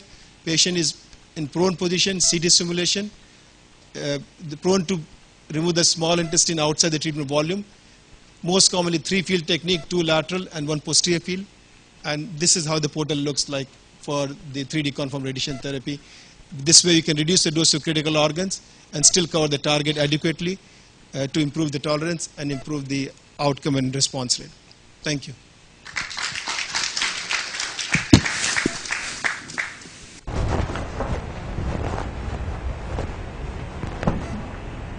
I think what we're going to do is maybe we should change to the coffee break relatively, because we've been behind because of the lights being up, and then we can continue the discussion later on, since the coffees are available, I think. Yeah. So we might as well, instead of taking 15 minutes, we should do it like 5 minutes break, since we're behind.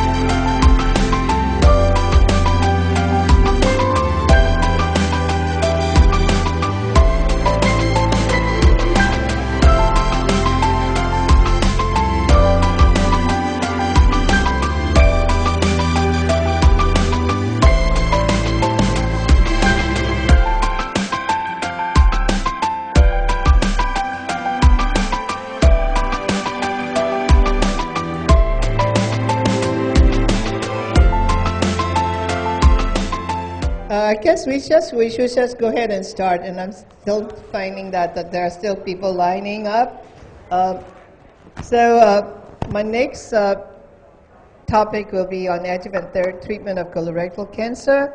As you know, when we talk about adjuvant colorectal cancer, giving adjuvant therapy for colorectal cancer, we basically are talking about stage 2 and 3. As you know, stage 1 has a good prognosis, and stage 4 is already metastatic. So if you look at the survival curve, you find that stage 1 has a very good survival, but at the same time, if you look at stage 3C, which has a very dismal survival at 25%. Naturally, we have to figure out who should be getting adjuvant therapy. So we consider patients with high risk stage 2 and stage 3 to be getting adjuvant therapy. The low risk stage 2, however, has been controversial. I can discuss that later on. So what constitute high risk stage 2?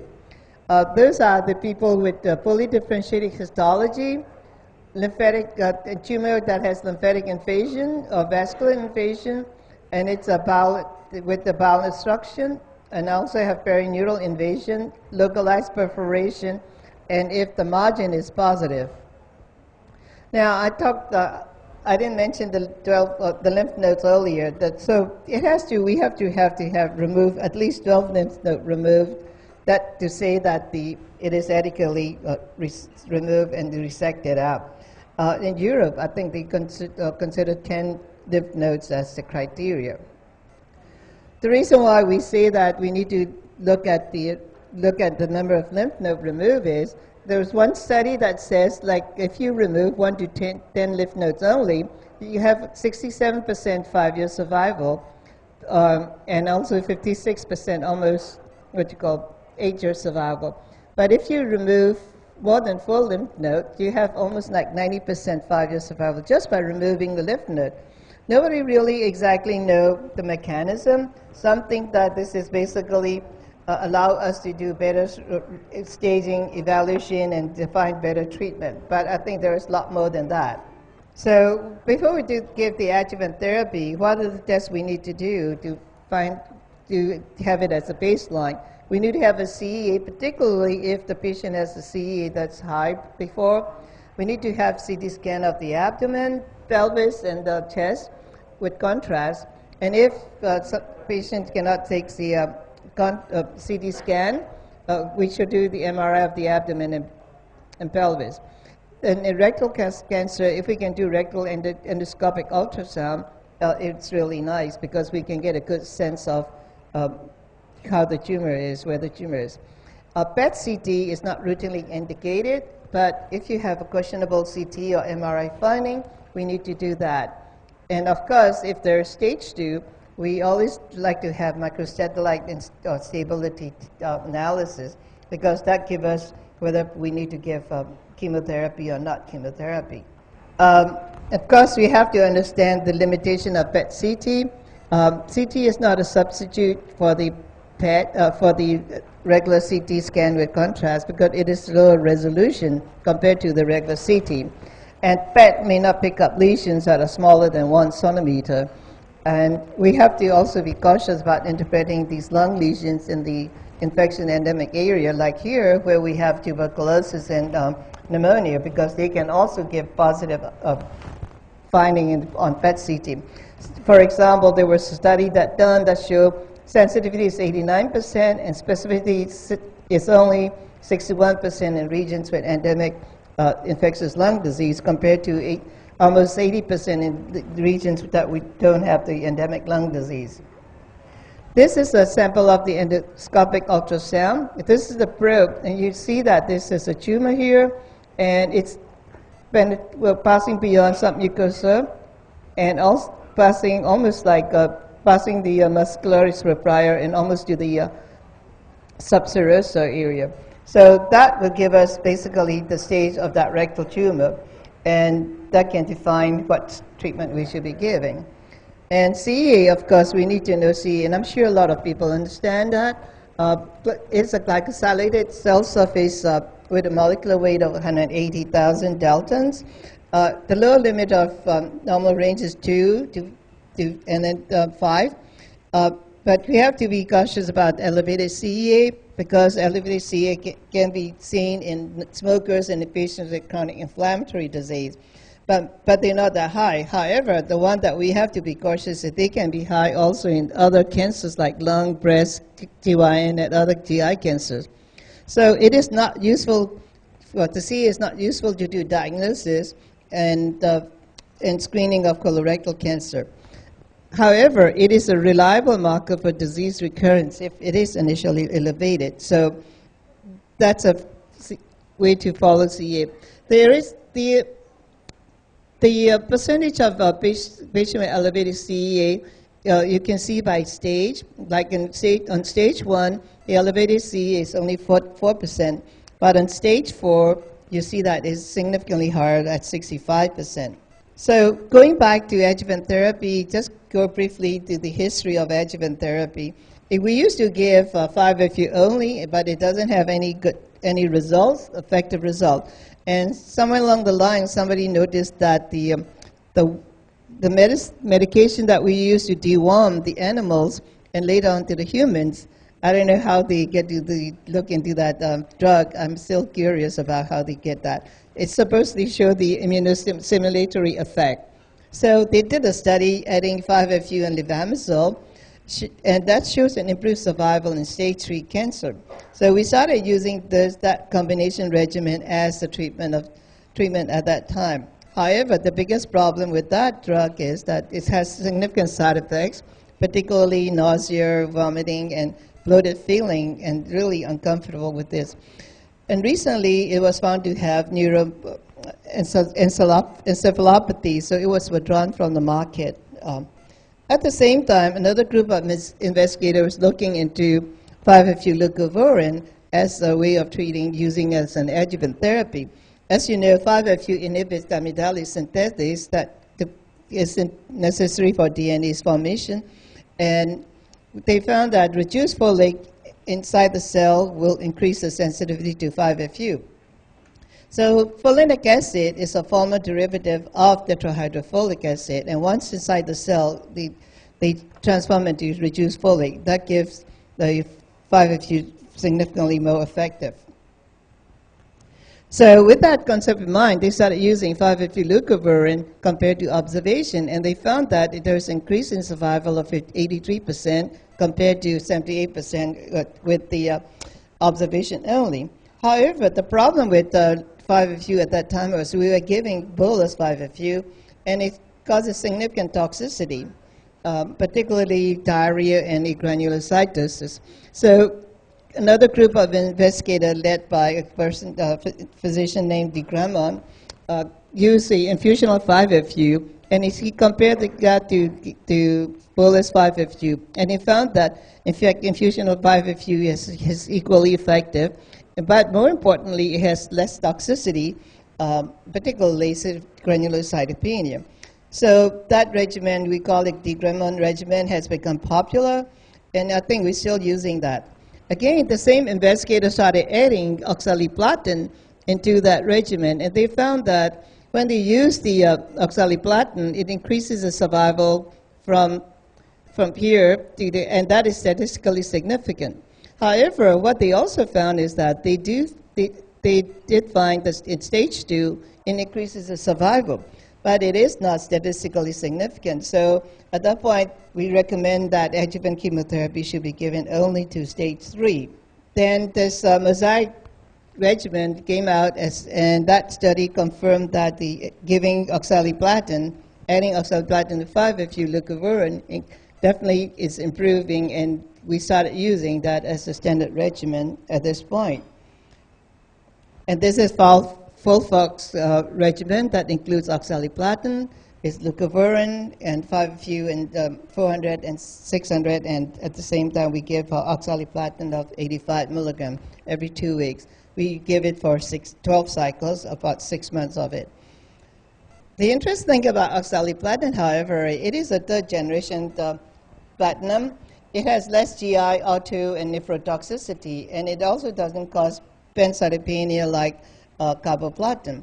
However, as a single agent, it only has 5% response. So as a single agent, it's totally ineffective.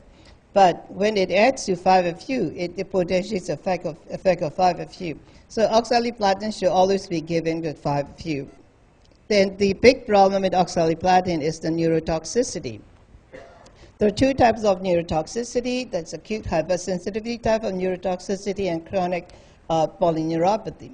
Acute hypersensitivity type of neuropathy occurs immediately during the treatment or after treatment, and it's induced by cold. So a lot of time when you give the treatment with oxaliplatin, we always advise the patients not to go into cold weather or go into the refrigerator, or in fact, we even advise drinking against ice water or any ice drink because it will trigger bronchospasm and can be dangerous, scary, because we had one patient like that and we didn't even know how to manage it. Fortunately, the patient recovered. So chronic polyneuropathy, however, is different. It occurs in only 15% of the patient, and it's glove and stocking type, and it's cumulative. And that's become a big problem recently because it continues to, it develops after continued exposure of the oxaliplatin, and so we have to stop once we see this, stop oxaliplatin once we see signs of neuropathy in the patients. And somebody else here came out with capecitabine, and that is an oral drug, so it is very convenient. And it is a prodrug of 5-DFUR, which is converted to 5-FU. So it's actually an inactive metabolic drug that changes to active component once it's inside a cell. And it's also found that it has better survival than 5-FU leucovorin. The main problem is it has a side effect called hand-foot syndrome, where we have to monitor that and have to readjust the dose. Dosage of 1250 milligram per meter square, but that usually is a regimen that's used in Europe, and we found that if people don't tolerate that dose that much, we usually end up starting at 1,000 milligram per meter square. Now, this is a picture of hand-foot syndrome. This is grade 2 hand-foot syndrome. You see that it's shining palms and sole of feet. People will complain of burning sensation in the palm and the feet, and we have to continue to monitor that. If it gets beyond stage 2, we have to basically readjust the capecitabine. Of course, the problem is not all regimen works, and FOLFIRI, for example, is a regimen that replaces oxaliplatin with irinotecan, and it's equally effective in metastatic carcinoma. However, we found that it doesn't work at all in adjuvant setting. The same is true with bevacizumab, which is the VEGF inhibitor. You know, when we add that drug to FOLFOX, we found that it's more effective in increased survival in metastatic carcinoma. But it doesn't show to be the same in the adjuvant setting. Tyrosine kinase inhibitors like cetuximab and panitumumab so far it's controversial. Couple of data show that they work, and couple of data show no. So there's a large randomized style trial going on, looking into that drug, particularly in those people with KRAS wild type people. Currently, radiation is not indicated in colon cancer unless it is perforated or adhered to adjacent organs, or has abscess formation, or if the margin is positive. So if we get a clean margin, we don't normally give radiation therapy to colon cancer. Now the problem is stage 2 colon cancer. It has 20% recurrence rate, and all these studies that we have done so far show that it is improved the recurrence rate, but unfortunately it never reaches the statistical significance to really justify self-giving the treatment. And theoretically, it's only improved like 2 to 4%. But in high risk at stage 2, it occurs more than 5%. The big thing is if they have the microsatellite instability significantly high, we found that it has better prognosis. And this is basically explaining what the DNA mismatch repair or microsatellite instability is. Here we have this short segment of DNA that is mismatched. It should be either GC or TA. And instead, it was not matched properly. So we have these mismatch repair protein that comes in and fix that and repair it to become normal. But if one of the genes become mutated and the the protein is deficient, we see this loss of mismatch repair function. And so you start accumulating. And this short segment of DNA that is not mismatched is being thrown away and discarded. And that we measure as microsatellite test. And here, for example, I'm sure that Dr. Tan has already shown it. This is the MLH1 positive. And here we have this patient is MSH2 negative. And here you have negative finding, and here we have positive finding. And with the PCR on polymerase chain reaction on the tumor DNA, you see the normal pattern, and this is the abnormal when you start seeing microsatellite instabilities in the high. The interesting thing is that if you have microsatellite instability high, the prognosis is relatively very good compared to people who get either microsatellite stability or low frequency of microsatellite instability. And that's one of the things that we see in stage 2, that if they have MSI high, they have good prognosis. The interesting also is that if they have MSI high, they don't respond well to 5-FU at all. And so here, for example, these patients are the patients with microsatellite instability high, but these patients are the one that was given with 5-FU. You see the percentage alive drop down. So we consider when you have MSI high, they are resistant to 5-FU, and that's one of the reasons why we need to have microsatellite instability tests on these people with stage 2. So we talk about rectal cancer, and I found that Dr. Chody and Dr. Verawal have discussed some. The rectal cancer, we have problem with rectal cancer is because we have a risk of a local recurrence due to absence of serosa surrounding the rectum, and close proximity of the rectum to the other organs to make it difficult for surgery. And of course, we also have technical difficulty to get wide surgical margin, a clean resection. And so we found that stage 2 and stage 3 rectal cancer has very high local relapse and risk of metastasis. And so we feel that to control this thing, we will need to have combined chemotherapy and radiation therapy to control local recurrence, at the same time controlling the distant metastasis. But the problem is, when do we give them? And one of the things we found is that if we give neoadjuvant therapy, combining chemotherapy and radiation therapy before surgery, it is usually given because what we found is that a lot of time when the staging was done before the surgery, they always turned out to be understaging. So at the surgery, it tends to be higher than what the workup shows. And they also found preoperative chemoradiation therapy to be better than postoperative radiation therapy. And here is the study that looked into that. This is the incident local recurrence rate, and you found that postoperative chemotherapy has 13% local recurrence rate, and preoperative chemoradiation therapy has only 6% recurrence rate. The same was true with distal recurrence. The postoperative have 36%, and preoperative have 38%. Actually, it's the opposite. Preoperative have a lower recurrence rate. And that's the advantage of the preoperative chemotherapy, is downstaging the tumor and make it much more effective for radiation therapy to be given. And it also avoids radiation-induced injury, because with the surgery you can have adhesions and all the stuff, and that can be in the way of the radiation field.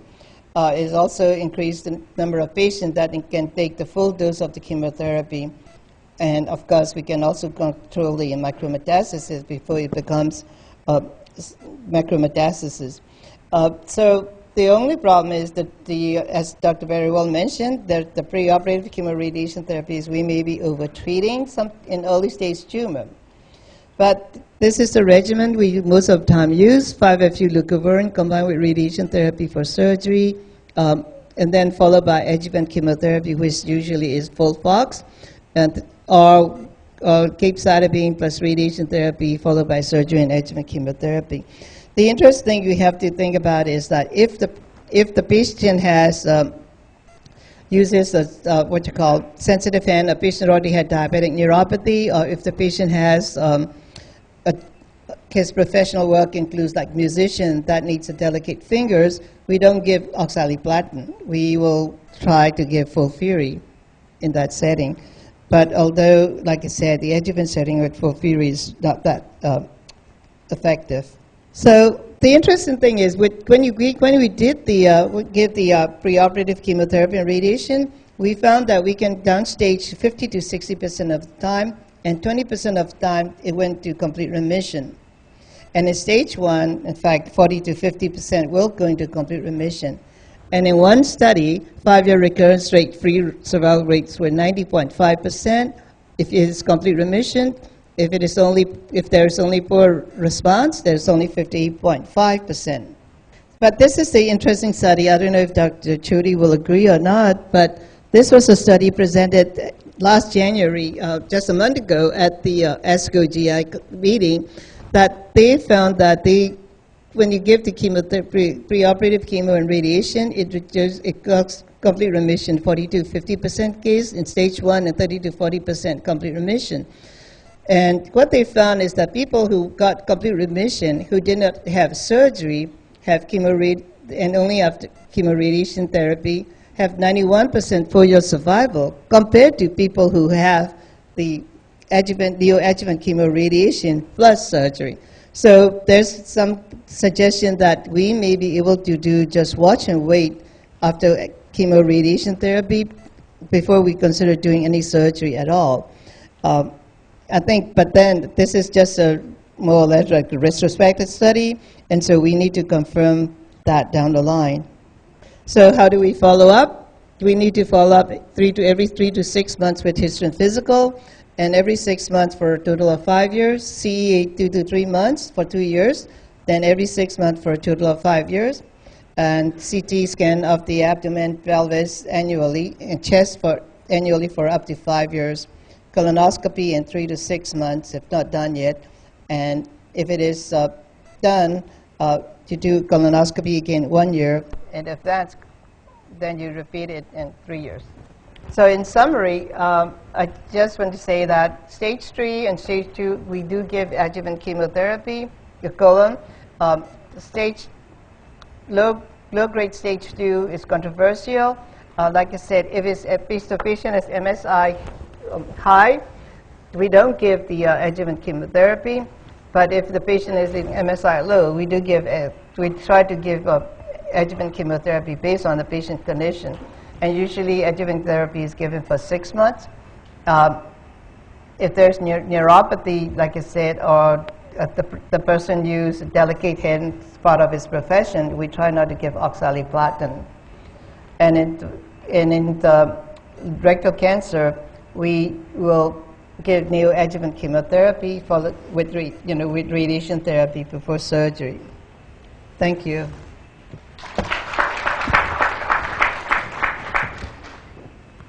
So at this point, I would like to invite Dr. Fred Smith. I don't know what happened with the projector again.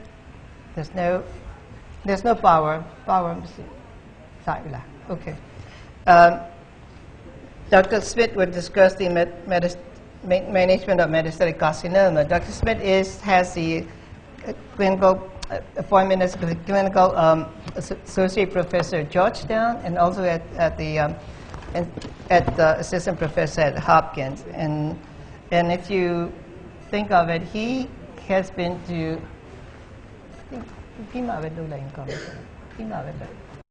Actually, I don't know if he has 25% Burmese blood.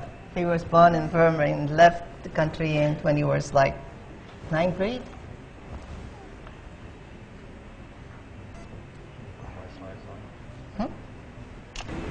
So, as Dr. Milton said, I was born and raised here.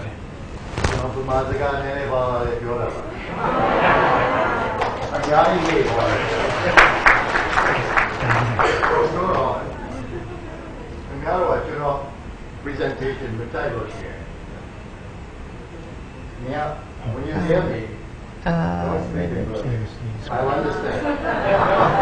So for my non-Burmese speaking colleagues, I just explained that I was born and raised here, and I still speak the language with but with a great accent that almost no one understands. It's very nice.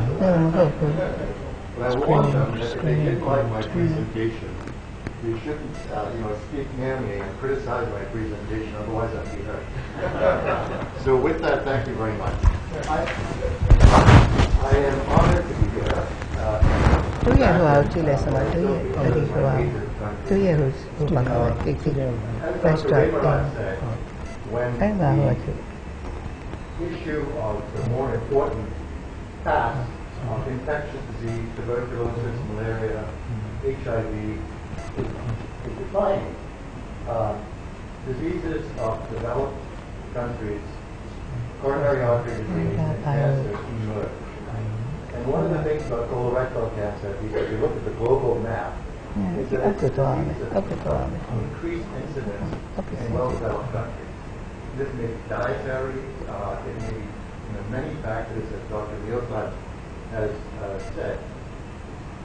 But what I learned in a survey that was done was that's because of the resource organization that Dr. Soham is so sensitive to, that more cases are presented in advanced stage in this country. So my charge is to talk about the role of treating metastatic colon cancer. And although I feel like I'm not an expert without my slides, I'm going to continue, and hopefully we'll I think we need to change So that. as Dr. Chody said, colorectal, is this better? Colorectal cancer is still about the third leading cause of cancer mortality in both American women and men. The concern is that when they present with metastatic disease, in the past we felt that there was very little chance to cure them, but now with multimodality, combined thinking, combined approach, there is a higher potential of cure even in individuals, as Dr. Chody has pointed out, with metastatic disease to the liver and with metastatic disease also to the lung. So metastatic disease then is stage 4 cancer. And this is one where traditionally surgical cure, which is still the only primary way of curing this disease, is not possible. We then attend to systemic therapy. Here we go. Thank you. So how do I advance, Neil? So this is a patient who is a 57-year-old woman who presented with significant abdominal pain and was obstructed and had to be taken quickly to surgery. Otherwise, we would have presented her in a group to discuss what to do. So she had an obstructive lesion in the left colon, which was resected. There were 19 nodes removed, but one was positive for cancer. Postoperatively, we get PET CT, and I'm not sure if you can see it. Do you have the pointer? I'm not sure if you can see it, but there's a small lesion on the liver. And on the PET, it lights up. But again, with resource limitation, you really don't need the PET. A good reading would have shown that to be malignant. It is solitary. So this patient had a liver biopsy. And as Dr. Tan pointed out, the patient had mucin production, CK20 positive. This is metastatic disease in the liver. Is she curable? I think so. And partly it's done because of the combined, so this is the patient's colon lesion, same histology as in the liver. So I'm going to pass over some of these slides. Why treat metastatic disease that cannot be cured surgically, even if there is a potential for no longer resecting liver metastases or lung metastases?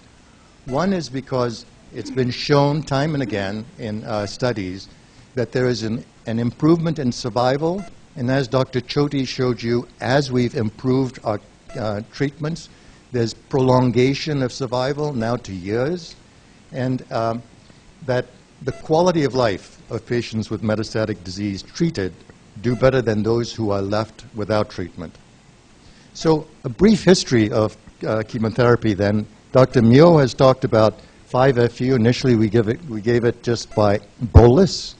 That's not as effective as infusional chemotherapy, but then the resources that you need a pump. And although there are portable pumps, they're not that convenient. So capecitabine is an oral medication that has very similar pharmacodynamics to infusional 5-FU, and I would propose that that be considered, more resource appropriate.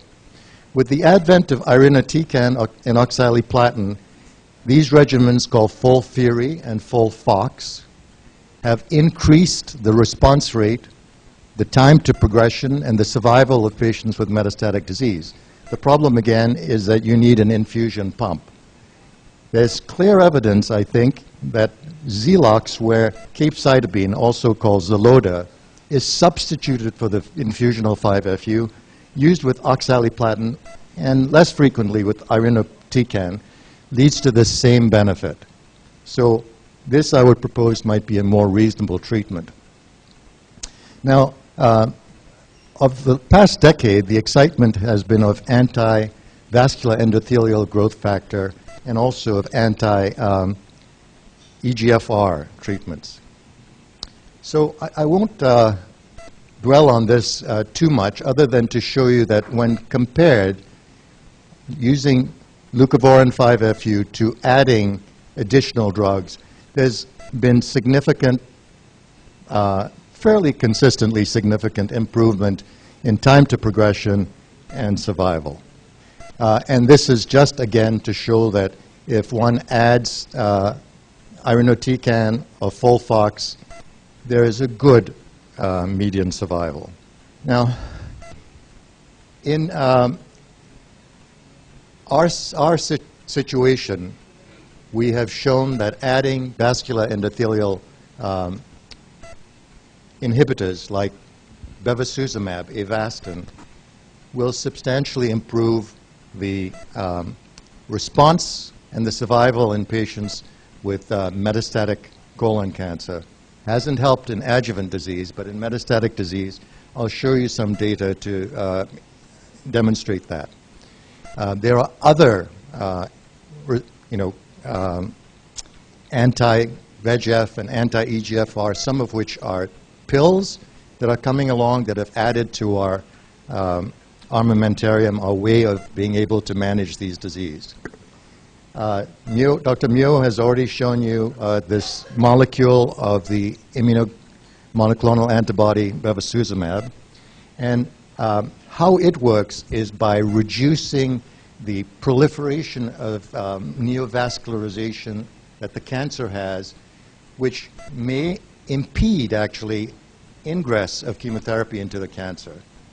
Now, the EGFR is a different receptor, and the way that cetuximab works is by blocking the dimerization, which, if left unimpeded, instructs the nucleus to survive, to proliferate, and to metastasize.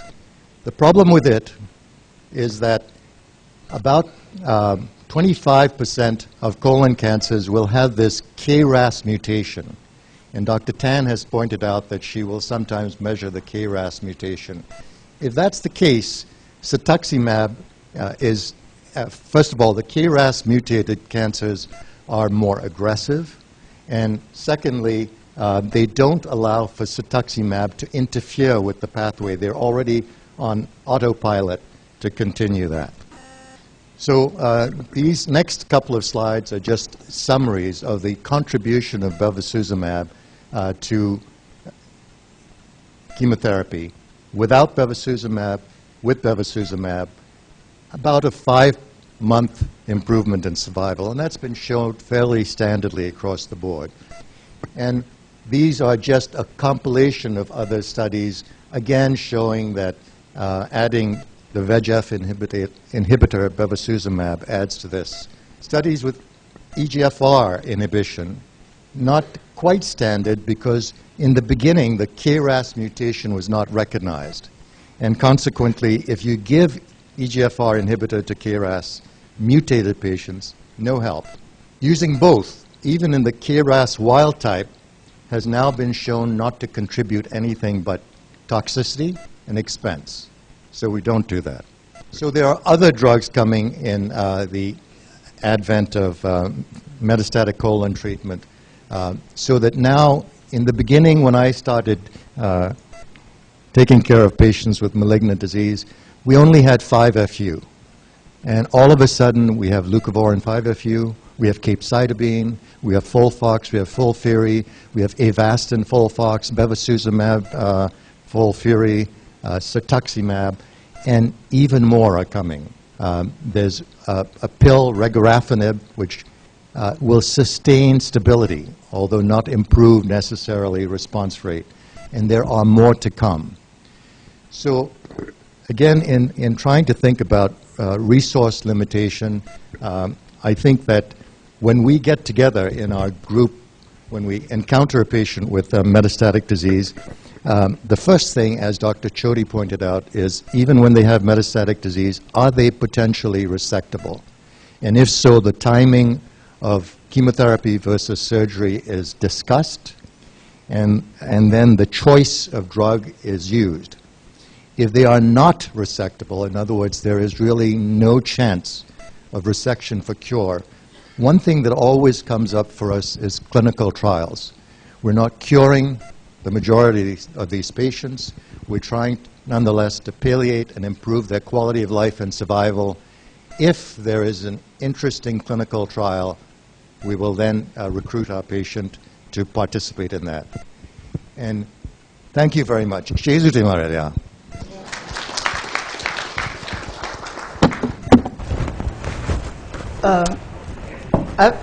I think what we're going to do now is we're going to discuss tumor board, since the speakers have all done for this particular disease. What I like to do is I like to invite the faculty to come up here and sit. Dr. Suang, Dr. Tan, Dr. Chody, Dr. Berrywell, and Dr. Smith, and Dr. Wang. Please come up. What is going to happen, right now we're going to present a couple of cases as a sample, and then you now use the clicker. Is this what function? Yes. Okay. As I mentioned, you use the clicker, and there will be a couple of questions that's going to pop up. Like I said, we're not really basically testing your knowledge. We're just trying to see how people treat here so that we can have the understanding of what we can discuss in the future about how to approach this disease. And then, if we have, what I'm trying to do is like a relatively quick and this discussion, and we will, if you have any cases in regards to cancer that you would like to discuss or present, like I said, as educational value or for management, please do so.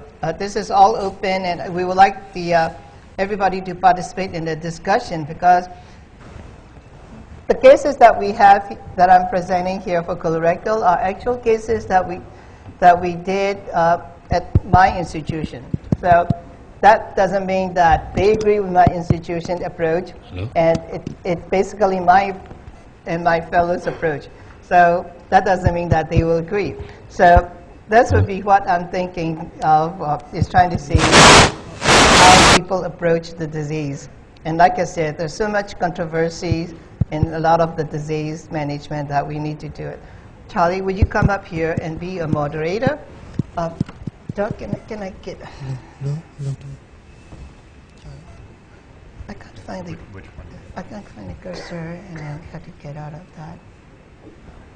So, unlike Dr. Smith, I don't speak Burmese, but I will. I think the one word I've learned this morning is Mingalaba. Is that right? I've used my one word now. I'm done. So I'm Charlie Penley. I'm a medical oncologist in Tennessee. I'm a community doctor like many of you. And one of the things we do in our hospital every Wednesday morning is we have a gathering where we have new cases that are brought by our surgical colleagues, our primary care physicians, the radiation oncology colleagues, and we come together in a conference room around a table and we talk about the cases. And I hope that you all have the opportunity to do that, but I think that really that really reinforces the concept that oncology is a team sport. We very rarely operate alone.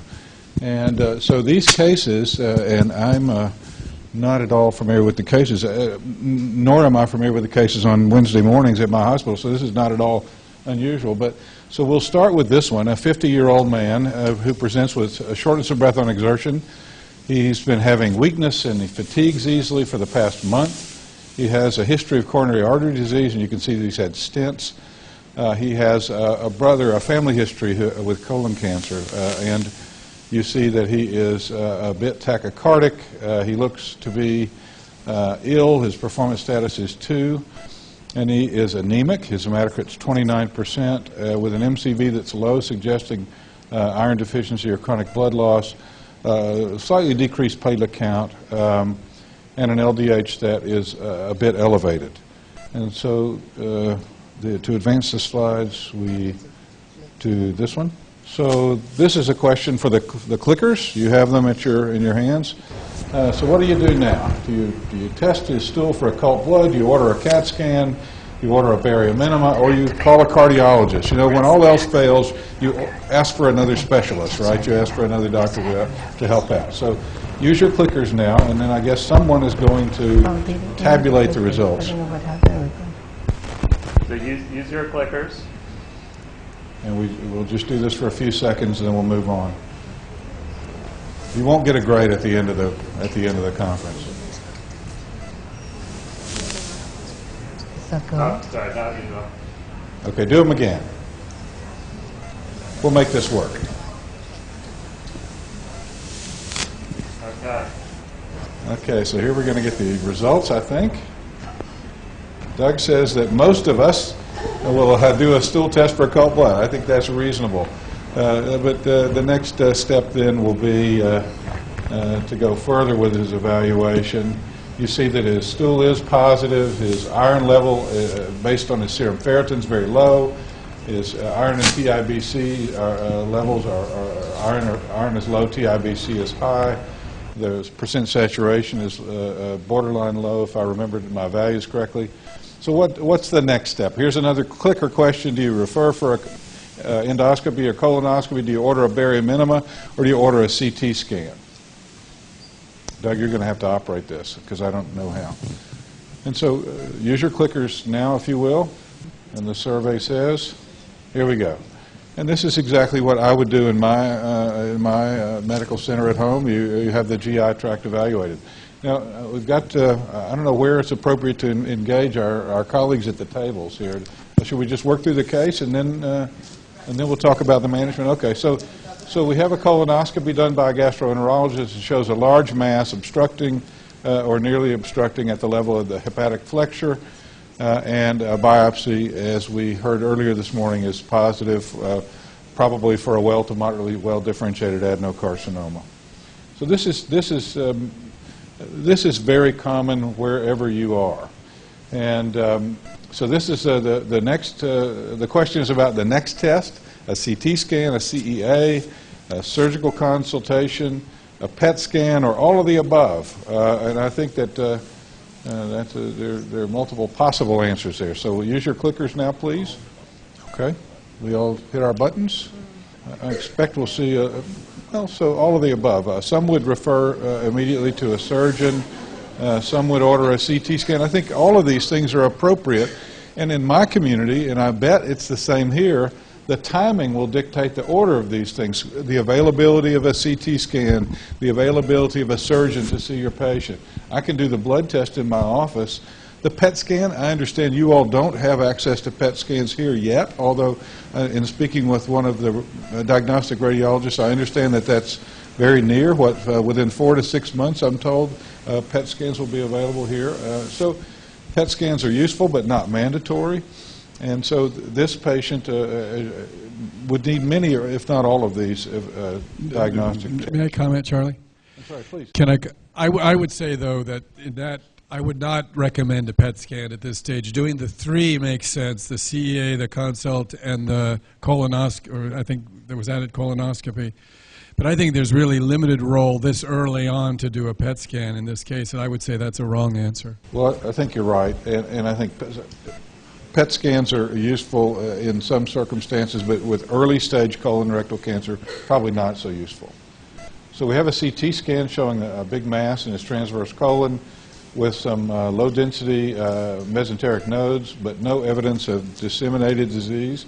The CEA level is moderately elevated at 26. And here is a picture for our pathologist to look at and give us a quick read. But I think this represents an adenocarcinoma. Yes, I agree with you.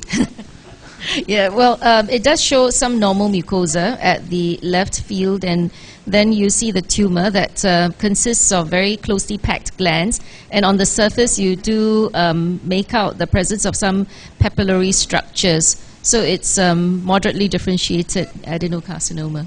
Good. See, I think our pathologist brings the same slide to the conference every week because they know they can confuse me. I'm easily confused I didn't do so well in pathology in medical school.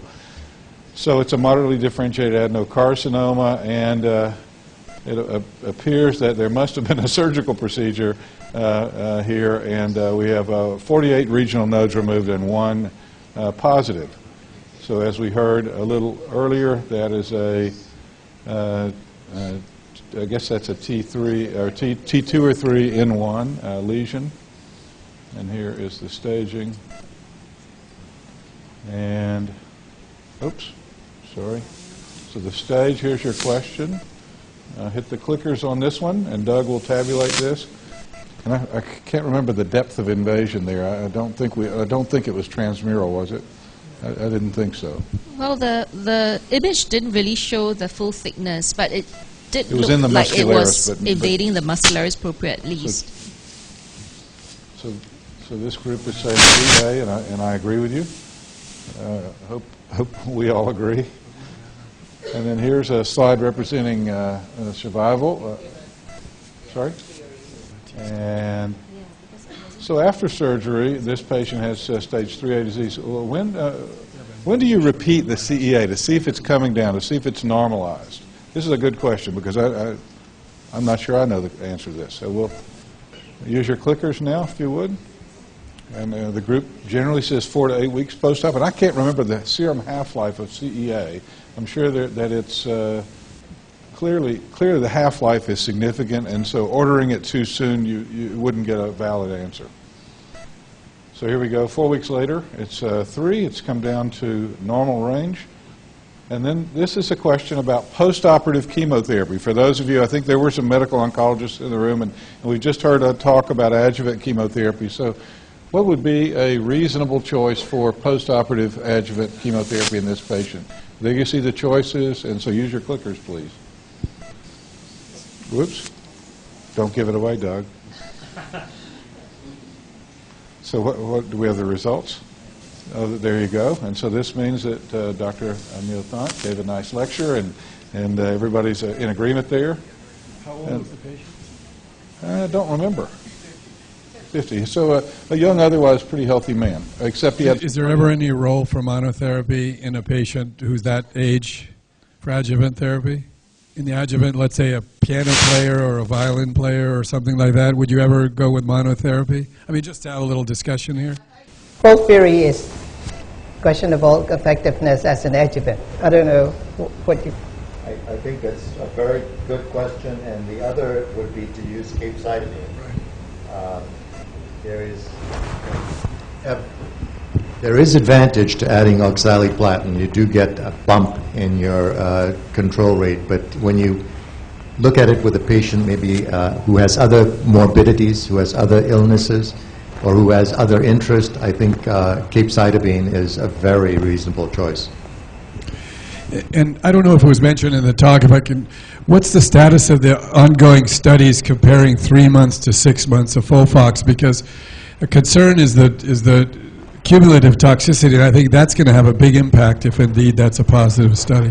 Where are we now with those trials? That is a study that we're conducting in the United States. Initially, because of our fear of cancer, we tended to, I think, overtreat. And then it's hard in our country to just, in the U.S., because I consider Myanmar my country as well. But it's hard to back off. So unless we do a clinical trial, it's hard to back off. So there's a clinical trial comparing just 3 months to 6 months. In addition, they are randomizing, Dr. Mio had talked about using celecoxib, Celebrex, to try to protect from colon cancer. So there's a randomization between 6 versus 3 months, and another randomization between Celebrex and placebo, still ongoing. Yeah, one of the problem is that FOLFOX, we have not been able to finish all 12 cycles most of the time. And like I said, because of the neuropathy, we end up stopping it somewhere around after about 3 months or so. So it's basically, that's a big reason. And in fact, we continue with 5-year leucovorin after 3 months or so because the patients can't tolerate the neuropathy. I don't know if is that true in Singapore? I think that would be true. I mean, I think that a lot of times near the end of the 6 months, I mean, we're dropping or significantly reducing the dose of oxaliplatin, both because of neuropathy and sometimes because of myelosuppression as well. So I think that I think it's the majority of our patients don't see the full doses of oxaliplatin all the way through. I think it's a shame that we don't have the microphone from the audience. I don't know if anybody Clearly, have a difference in opinion regarding the comments, treatment. please raise your hand so we can, and we really want this to be Discussion. interactive. There's not discussion among here. It should be discussion So please, among everybody. Speak up and we'll try to get a microphone to you.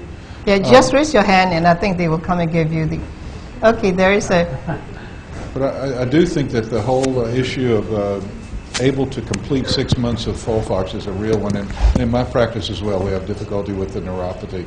And it's not so much the acute cold sensitivity. We've learned how to coach people around that, but it's that chronic polyneuropathy that really becomes incapacitating in some patients. So we have a question over here. Okay, so this is a minor point for the primary care and general medicine physicians in the audience. I was just wondering in this setting about the utility of doing a fecal occult blood test before referring straight for a colonoscopy.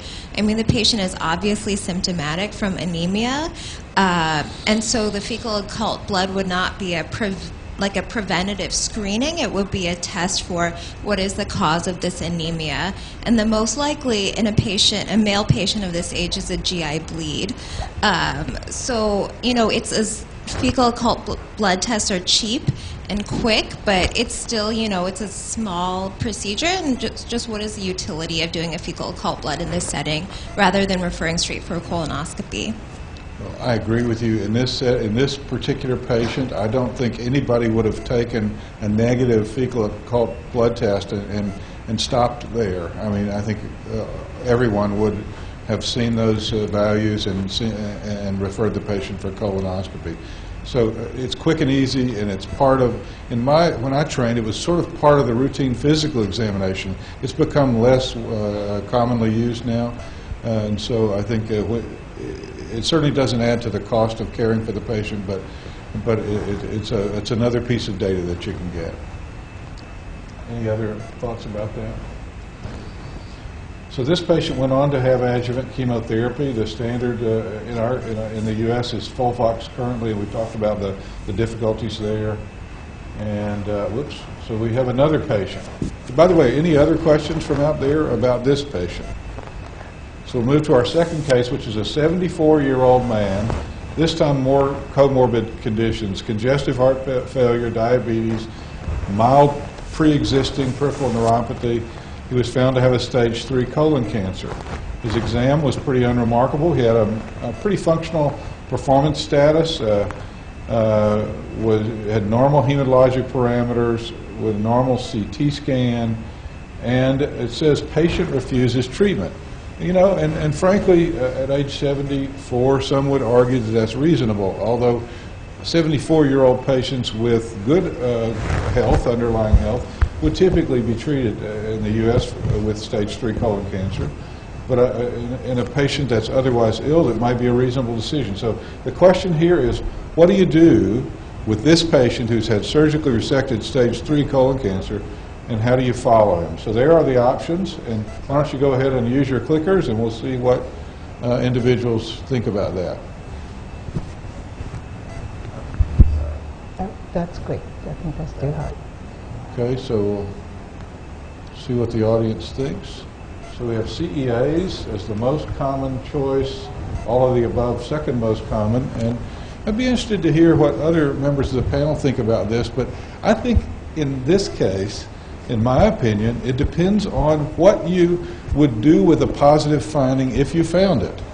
If this man is really, really ill and not highly functional, and if you found a rise in his CEA, or if you found a new lesion on his CT scan, or if you found his liver function studies were abnormal, would you act on that information? And if you're not going to act on that information, then I wouldn't do any of them.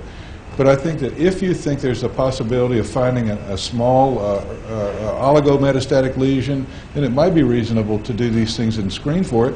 And in fact, the standard of care, according to all the guidelines in patients that have treated and potentially cured colon cancer, is to do annual CT scans and serial CTs or CEAs and all those things. But if this patient's functional capabilities are low enough that you might not consider a surgical resection of a metastatic lesion or something like that, I'm not sure I'd do any of it. So I'd be interested to know what other people on the panel think. So one of the concerns that I would like to propose with the CEA is that it's not always elevated with metastatic colon cancer. About 20% of the time it'll be normal. So I would propose that that may not be the best to follow this patient. But thereafter, I think it's not just a matter of what we would do, but also what the patient would allow us to do. And the other concern there is that someone initially at this stage might say, I don't want anything. But if you confront them and say, look, the only way to keep you alive for 3 more years is to resect that solitary lesion in the liver, they might change their minds. So I think that those all have to be kept in mind, but I think probably I would agree with all of the above. Unless the patient is so troubled that their chance of living, remember, still the #1 cause of death, at least in the US, is coronary artery disease. So if their life expectancy is less than 3 years with their coronary artery disease, then maybe you do nothing. Any comments or thoughts from the audience?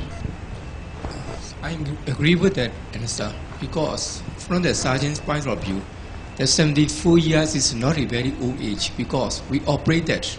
If the diagnosis free up to the 85 or 86 years old, he is the physiologically the withstand the effects of anesthesia and surgery. But in that case, I agree because he has the CCF in the past. Thanks. Thank you for those comments. I think you're right. It's more than chronologic age. It's physiologic age and functional capabilities and performance status. And I think all those things play a role in your decision making. I'm not sure what this slide is supposed to be. That's still supposed to be colorectal. Can help us.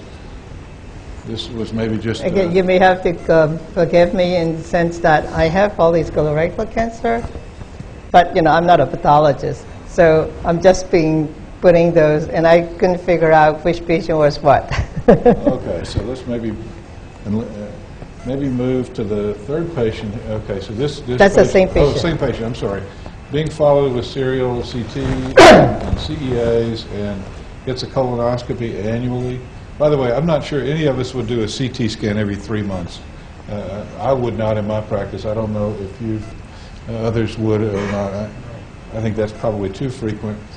So now it's 2 years later. And 2 years later, this patient now has weakness and decreased appetite, and you see here some abnormal liver function tests and a CEA that's now remarkably elevated at 293 micrograms per liter, and has a CT PET. Probably doesn't need the PET, but we'll see what the images show. And that's a PET. And I think what you have a pointer here, but I think what we see the one on is the right. I don't know. Dr. The CT shows some sort of heterogeneity of the liver here, and the PET shows focal abnormalities in the parenchyma of the liver. That would be my non-radiologist reading of that. Is that? It looks like it shows multiple levels. Oh, we have a diagnostic radiologist in the audience. Would you agree with that, sir? By looking at these two images now, I don't think this is very diagnostic.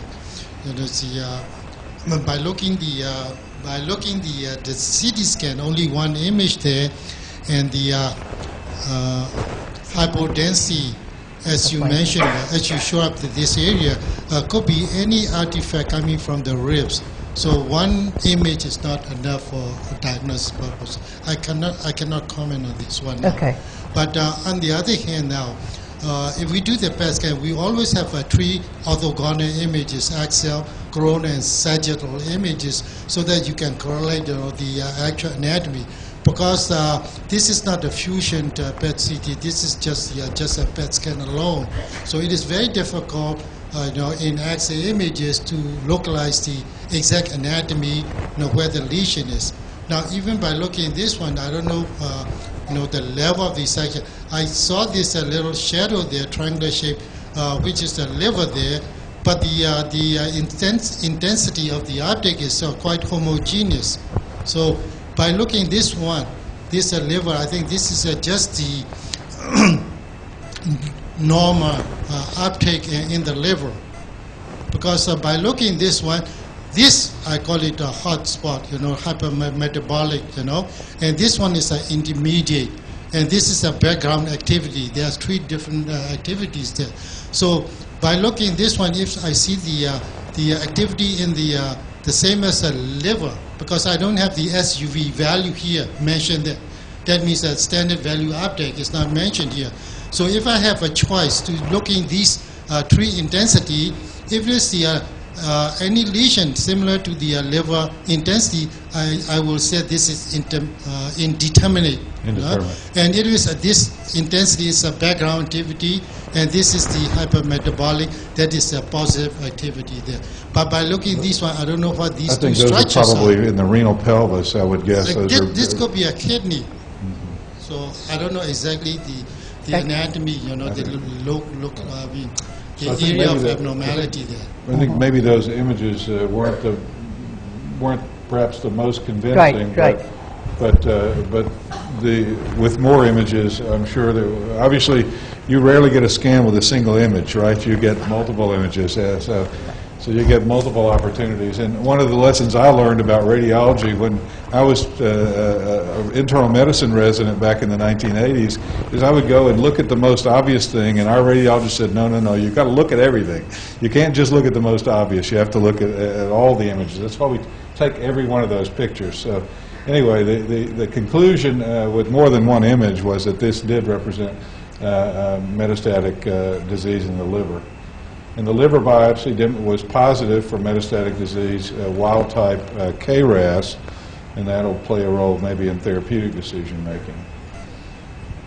And our next slide here is interactive slide. So metastatic colon cancer documented by biopsy. The patient now says, I'm willing to consider therapy. And the question for the audience with the clickers is, which regimen do you think is most reasonable in a man with metastatic adenocarcinoma? Remember, wild-type KRAS. I think we've got a clicker for them. So use your clickers, and then we'll get the response, and then we'll turn it to Dr. Smith to discuss that, since he just gave us that talk.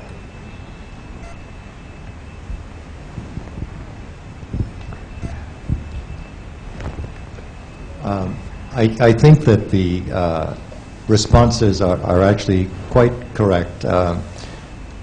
If resources are not a problem, I would choose number 1 or number 2, because there is contribution of about 5 to 6 months median improvement in survival with minimal, albeit some added toxicity. But in a climate where, the resources are limited, I think this is not a patient that we're going to cure. So capecitabine is also a very acceptable answer. May I just make a comment? First of all, I think that to just say multiple bilateral, this could be resectable disease. This patient has been inadequately assessed for resectability. And so I think that's the first step, is to just on a non-contrast PET is woefully inadequate to assess resectability, and then just jump to chemotherapy. I think the whole message, I think, is that we should think about this as a multidisciplinary process in which one needs to fully evaluate. I also think there's no role for a liver biopsy here. KRAS is concordant with the primary tumor, so if you're concerned about wanting to know the RAS status, you can use the primary tumor. This is obvious metastatic disease in the liver with a CEA of 300 and a positive PET scan. There's no role for doing a liver biopsy. So I would suggest first is better cross-sectional imaging to assess resectability. Bilateral disease is not a contraindication. Multiple could be 3, could be 6, it still could be resectable. And that could have a very different, even in a 74-year-old, could have a very different management. So I think the message has to be pretty clear, not just to jump into this, rushing right to chemotherapy. So you don't consider 74 as an age limit for resectability? That's right. I mean, it just depends. I'm just saying, though, the message needs to be, it's likely unresectable disease, but we haven't even seen, we just said bilateral, let's move on to chemo. We need to think about going through the steps to exclude resectability before we jump to that conclusion. So this is what we're talking about. These are actual cases, and these are the cases selected by my, treated by my fellows. So these are the choices that they took. So you now see that Dr. Chody doesn't agree with that. So can I make another point, which is that, I mean, you know, the sort of assessment of resectability is very important because it influenced the kind of chemotherapy we would give. This patient is borderline resectable. We would be potentially more aggressive, you know, with you know, combination chemotherapy with targeted agents to get the patient, make the patient resectable, versus if we're going down a purely palliative route, you know, where, you know, in a minimally symptomatic patient, we may be going with capecitabine, you know, as a good choice for this patient. So I think that the resectability issue has to be addressed at the beginning, not only because it influenced the choice of chemotherapeutic agents as well. I think all the points are well taken. It's crucial to have the complete picture before you make therapeutic decisions. And we only showed a representative image there from the CT PET. I have to assume that there was a more thorough evaluation, and it was reasonable to assume that it was unresectable. But I'm assuming that only because of the slides that I'm given. But I agree with your points. Another thing, would you go with first-line cetuximab in a wild-type patient? Well, which one? Panitumumab? Yeah, you said Avastin or. So, Fred, or all of you, you give the option for number 1 to include an EGF receptor inhibitor first line in let's say it was clearly unresectable patient. Is that common practice to do that? You know, if it's a resectable patient, we would still use the FOLFOX in aggressive. I don't think we would use panitumumab. No. So the points that were made were very well taken. That's, again, why we always have a group meeting with surgeons, etc. Several oncologists sometimes differing in opinion. If the patient's going to go to resection, you want to avoid Avastin perhaps in the beginning because of the anti-angiogenic effect on surgery. To Dr. Chody's question, there has been a clinical trial that compared in the wild type FOLFOX Avastin or FOLFIRI Avastin versus FOLFOX cetuximab or FOLFIRI cetuximab. And there's been controversy, but the debate is that they're at least equal. And there is one study called the FIRE study that suggests that the cetuximab in the wild type might have a small advantage. And since we can, you know, we use them sequentially. If we use cetuximab first, later on we'll use Avastin, or vice versa. So I think they're both reasonable. I think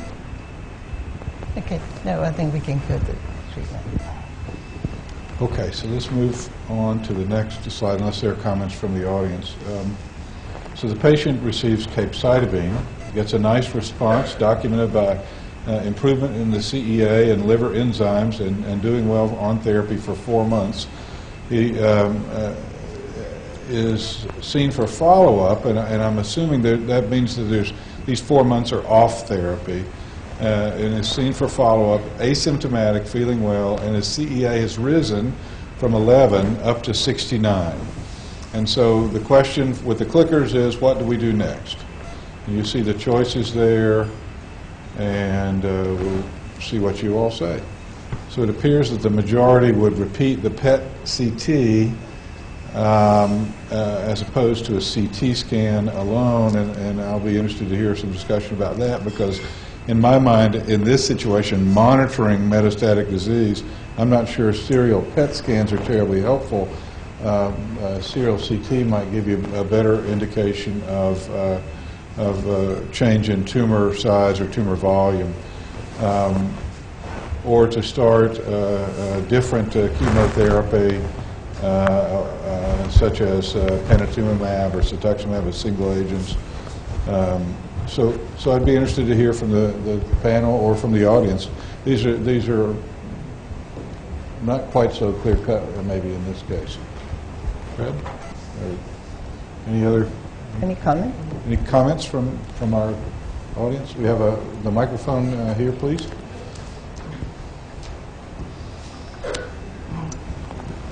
I agree pretty much doing the PET-CT scan rather than doing only the CT scan, because in the latest generation in PET-CT, we're using the diagnostic, normal dose CT. That means that if we order PET-CT, we do, both, fusion PET-CT as well as the diagnosed CT on the same setting without moving the patient there. So by doing that, I got the CT, full dose, the regular CT with all 3 orthogonal images, like, hexachrona sagittal. All the images just like exactly the same as the CT scan. Those images I got. In addition, I got the PET. That means that if I see something, a nodule or mass, then I correlate with the PET scan. Well, this nodule or mass is hypermetabolic. So at the same time, in my report, I can tell that, this is the mass is growing, and the SUV, that means that the activity is also rising. So you get, both information, anatomic information, as well as the physiologic the information by doing the PET-CT. So I agree. In general, you get a little more information. I'll tell you that in the U.S., for example, Medicare won't pay for serial PET scans. They'll pay for serial CT monitoring over time. And so it depends a little bit on where you practice and what the resources are, but I think you get a bit of additional information with the PET. But I think for monitoring purposes, most of the time we get enough information with PET, or with CT, excuse me. So the patient actually, with the rise in CEA, it doesn't say whether the imaging was done. I suspect there probably was some imaging, because most of the time we won't start a new regimen without having a new baseline, a new set of images to help guide our assessment of response. And so it started on panitumumab, which is the anti-VEGF drug that we heard about, and so develops a pruritic rash all over the body after 1 dose. This is just an image indicating the rash, and I can tell you from my practice, this is a relatively mild rash with panitumumab.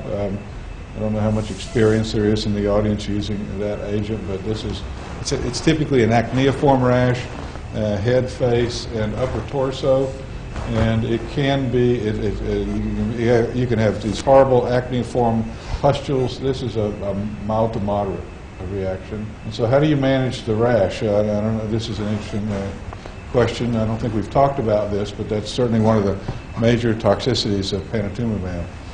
So this is a clicker question. How do you manage this rash? This is the most common response here is option 2, applying the hydrocortisone cream topically plus or minus topical clindamycin. Fred, that's your choice. It's how we would manage it in my clinic, and I would assume that's pretty universal. When you have a look at this rash, does it connote any efficacy for the drug, like in alatinib? If you give alatinib and if the patient comes out with a minor rash, it seems it means that it's more efficacious than those patients who do not have rash at all. So that's an excellent question. In lung cancer, there's a correlation with gemcitabine and erlotinib and the development of a rash and clinical improvement. With these EGFR inhibitors, there appears not to be that correlation, and it appears to be a fairly universal, it's a matter of degree, reaction. Almost everyone seems to get the reaction. That's why, perhaps in relationship to Dr. Chodi's earlier question, these EGFR inhibitors are a little bit more difficult to tolerate than the bevacizumab, and there's a slant towards giving bevacizumab more.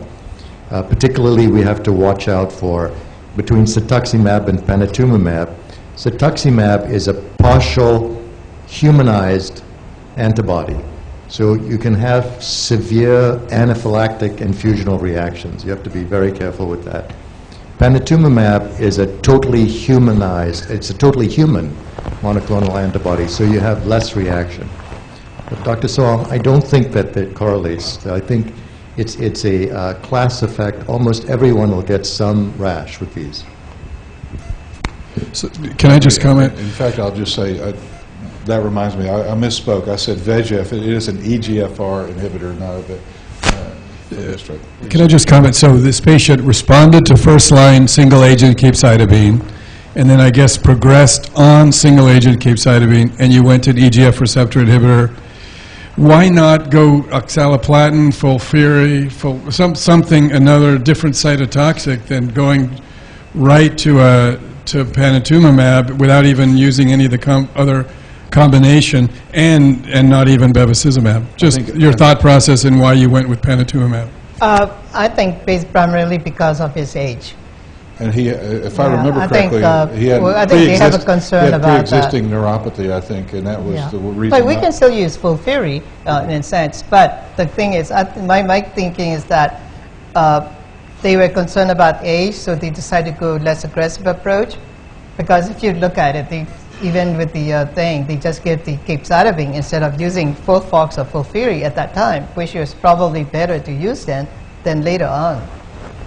If you stopped the cape and then you got progression, you would just start back on the same agent. You wouldn't add panitumumab, would you? In other words, was the capecitabine stopped when there was progression, or was it progressed while on single agent? Yeah, no, there was progression while on capecitabine. In metastatic, theoretically, we try not to stop anymore. So then the question, so with this relatively mild to moderate rash, we've treated it topically, and what do we do now? We've had one infusion of panitumumab. What do we do now? And this is another quicker question. Do we continue it? Do we hold it and restart it at a lower dose, or do we stop it completely?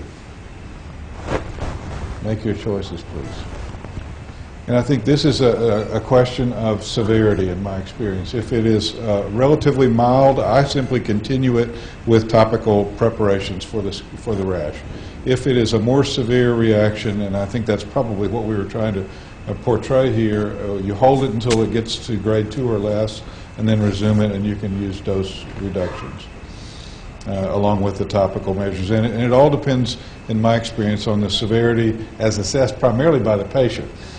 Some of them look pretty awful, and the patient seems to be tolerating it well, and sometimes very minor-looking things seem to make people miserable. So I think a lot of it depends on how the patient is tolerating it. So here's another case. I don't know how many more we have. A 41-year-old man admitted with rectal bleeding. I'm sorry? Oh, sure.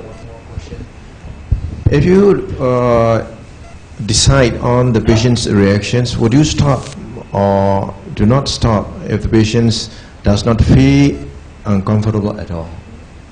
The patient has a pretty severe rash, by the way it looks, but the patient does not feel any severe discomfort. Would you stop it or not stop it? I'll probably hold it to let the rash subside a bit, and then restart it a little bit. Usually we hold it, we have this grade for the rash, so we hold it until it gets down to grade 1, at that point restart it again. And if you restart, and if the patient gets that severe rash again, restart at lower dose, and that's when we stop Benetuzumab. We don't push it anymore. So Dawn Stefanik is part of our panel, and she's going to talk about some of these factors. Do you want to comment now, Dawn? No, she's that's fine. Okay. She's fighting jet lag, but so I totally agree. I think she can discuss it at the site. We have done what you guys just said. If we have a mild rash, they'll start the topical creams and things and see how the patient does. And if they're not having any discomfort or anything, they'll continue. But as you said, if it gets worse, I mean, that was very mild to me too. I mean, we've seen people who have the rash on their face that look like they're a teenager with just full-blown acne, I mean, everywhere. And then at times that'll get bad and some of the pustules will open and they'll weep. And then at that time we have to, you know, do the treatment, stop, wait till it subsides, and then we'll go back and reduce the dose usually, and then restart. So the next case, 41-year-old male with rectal bleeding, so wake-up radiation oncologist here, especially jet-lagged ones. He has some nausea and near syncope and was found to be anemic. He had a colonoscopy showing a large, friable, nearly obstructing tumor in the ascending colon. Okay. All right, so I was wrong on that. Biopsy showed an adenocarcinoma in the ascending colon with a CT of the chest, abdomen, and pelvis demonstrating a sub-centimeter regional lymph node, but no distant metastasis. Here you see the labs. Primarily notice the anemia with a still well-preserved MCV, suggesting that the blood loss was acute, normal platelet count, and I believe normal liver function studies and normal BU and creatinine. So a laparoscopic assisted hemicolectomy was performed with a loop ileostomy. And here's our pathology. Again, it is not the right sequence, but please read it. Well, it's malignant glands, and you can see that they're all very architecturally distorted and abnormal. So in keeping with an adenocarcinoma. No, it was rectal bleeding. I misspoke. I was assuming by the first sentence that this was going to be a rectal cancer. Right, that's true. There you go, it's making assumptions. But anyway, it's an ascending colon lesion.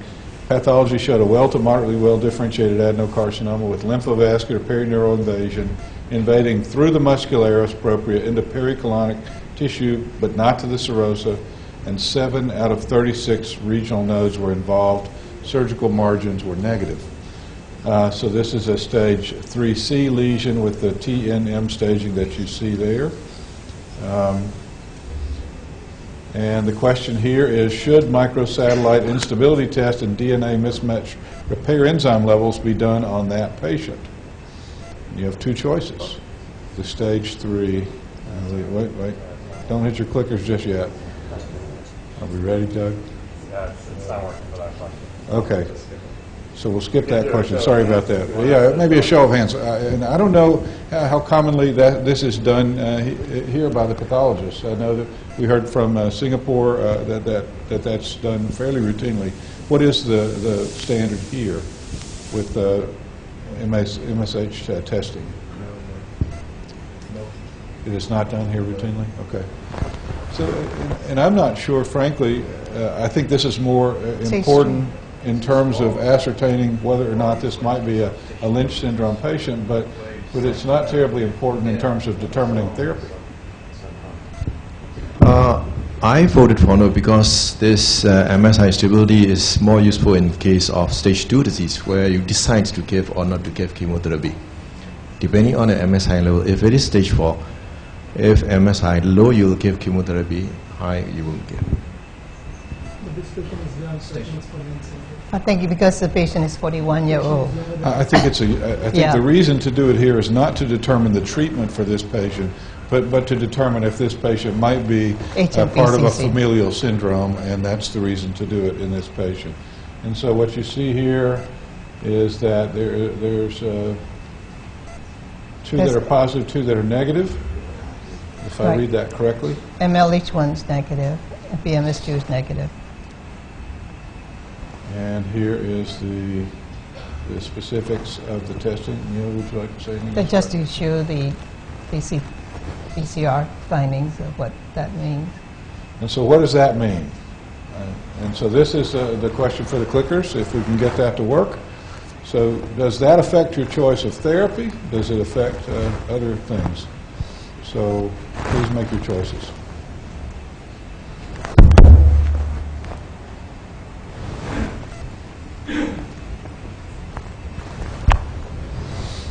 So here is the group response. About 40% said the patient and the family need genetic counseling, and 40% said all the above.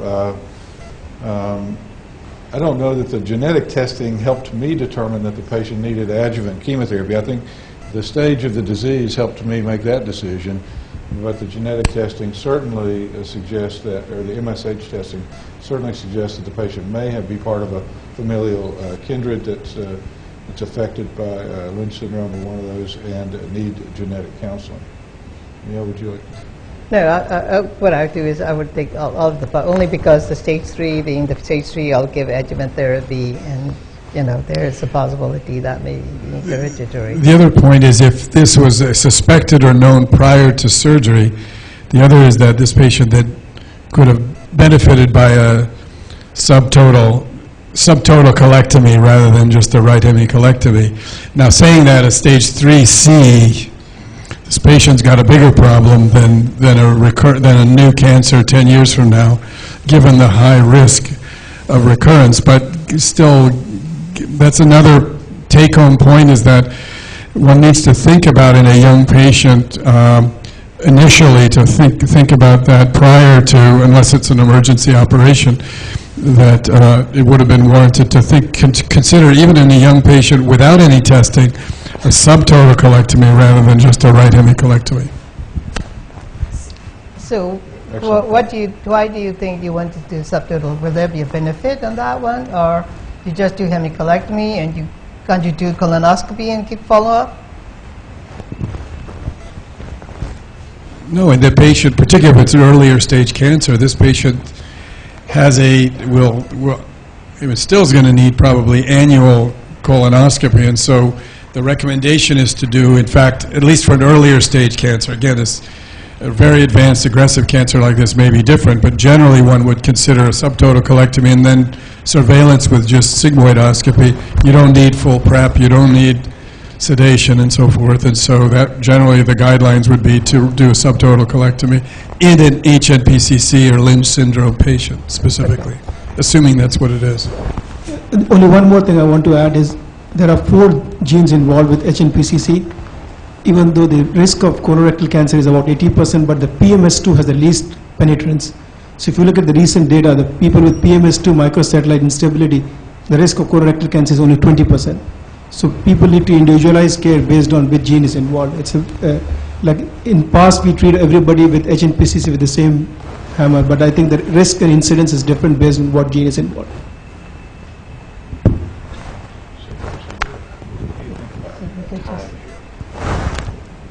We do have, we're going to end up, maybe we change that to.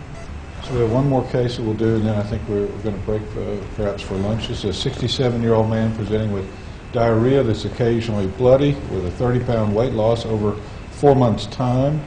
Has colonoscopy demonstrating a near obstructing mass 10 centimeters from the anal verge, and a biopsy confirms adenocarcinoma.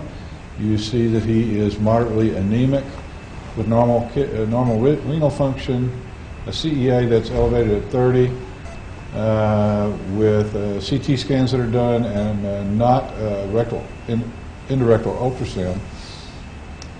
And here is a picture of his pathology slide. Well, this looks like just a biopsy because it's all fragmented in smaller piece, and you can see the normal colonic mucosa on the left field, and deep to the colonic mucosa, within where you expect the submucosa to be, are these abnormal glands that are scattered amongst stroma that has got some degree of inflammation. Thanks very much for pointing those malignant glands. You've been paying attention during pathology descriptions. Here is his CT, representative image from the CT. That seems to be okay, I think. Don't know that we can see much there. That's supposed to be PET. Not really good, clean one, but I think we just get that. So the CT is said to show no evidence of metastasis, but does demonstrate some colon wall thickening at the rectosigmoid junction. And so what is the next step? Here we ask your clicker use again. So it appears that over half of you said low anterior resection, about a third said AP resection, and less than 10% said a diverting ostomy. Dr. Chody, would you like to comment? So was there any staging of the T stage? So no EUS, no pelvic? No EUS, no. So the first step would have been something to assess whether this is a intermediate stage. And if that's the case, then you're thinking, and no metastatic, you're thinking of a curative intent paradigm. So you're thinking neoadjuvant chemorads as the, but here you've got question is the near obstructing. And the question is just because the scope can't go through doesn't mean if the patient was still not emergent, then I don't think a diverting colostomy is necessarily needed. One can just go right to, typically if the bowels are still moving, chemoradiation, and likely you'll get a fairly quick response. More and more now, if you have a totally obstructed patient, we'll go to, who's curable, we'll go to a stent rather than a diverting ostomy. But I think here, assuming you're thinking of a bulky tumor, you're going to be thinking chemoradiation. If I had to choose one of these, that would be number 3. But frankly, none of those I would choose. And I think in my medical center, more patients would get a diverting ostomy than anything else if they were clinically nearly obstructed. I agree with you. If they're still moving their bowels, they're not nauseated, vomiting. I can't remember if there was nausea here, but if there was not any evidence of a bowel obstruction, then most people would treat them with chemotherapy and radiation therapy, because many times those obstructing symptoms will improve pretty rapidly with the radiation therapy and infusional 5-FU. The staging should be done first, which could involve either EUS or pelvic MRI, depending on the expertise available, to define TNM staging. And if it is T3 and above, then the plan would be to do neoadjuvant chemoradiation therapy rather than do any one of the 3. What if it's a country like in Myanmar where we don't have EUS? Well, will you consider that's enough staging done, or do you still try to figure out how to determine what stage that is? I think at least use contrast with that. That CT had no contrast, so I mean, at least a CT with contrast, the cross-section of the pelvis will give you at least a clue whether this is something that, I mean, it doesn't sound like it could be a T1 or T2 cancer given the symptoms, so I guess you could go right to neoadjuvant chemoradiation without any further staging, but you definitely need at least a good CT scan here.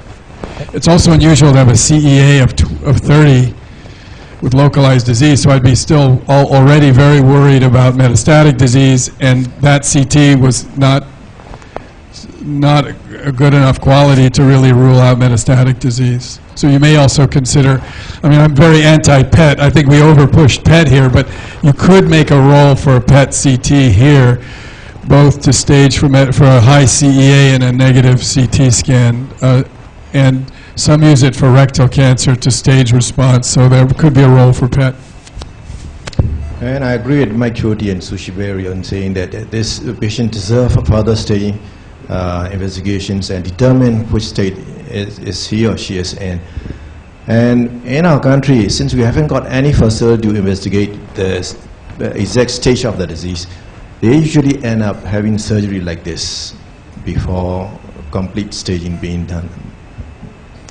And I, for one, would prefer to have these patients empirically to go for neoadjuvant therapy, seeing the overt clinical stage. And like one can use the old system. If you do an exam and you can feel the mass, if the mass is fixed, that tells you the patient needs neoadjuvant, irrespective of what the endoscopic ultrasound or pelvic MRI shows. Yeah, so for very many years we didn't have endoscopic ultrasound at my facility, and we would have done the very best CT imaging that we could, and probably diverted this patient if they were symptomatic, and then treated them with radiation therapy and chemotherapy. So he has a diverting colostomy, and what's the next step? I've been sort of getting ahead of myself here. So here are the options for you. Please use your clickers right now.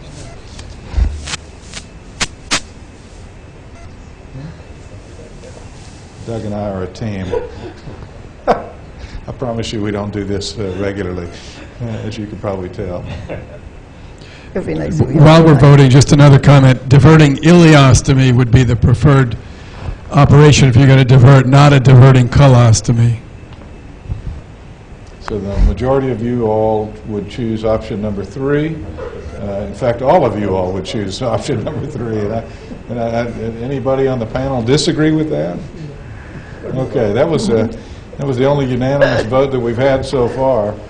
And so they do go on to get neoadjuvant capecitabine and radiation therapy before surgery. And I think that's the next case. So let's maybe stop for lunch at this point because of time. Yeah, we so basically behind time. You know, what we can do is done. I think we can get a session after the lunch break. So why don't we have a lunch break at this point? It will be downstairs on the first floor in the Brazili room. Am I right? Ground floor. On the ground floor. Okay. So that will be lunch, and we can resume after the lunch is done. We will have about roughly 40 minutes.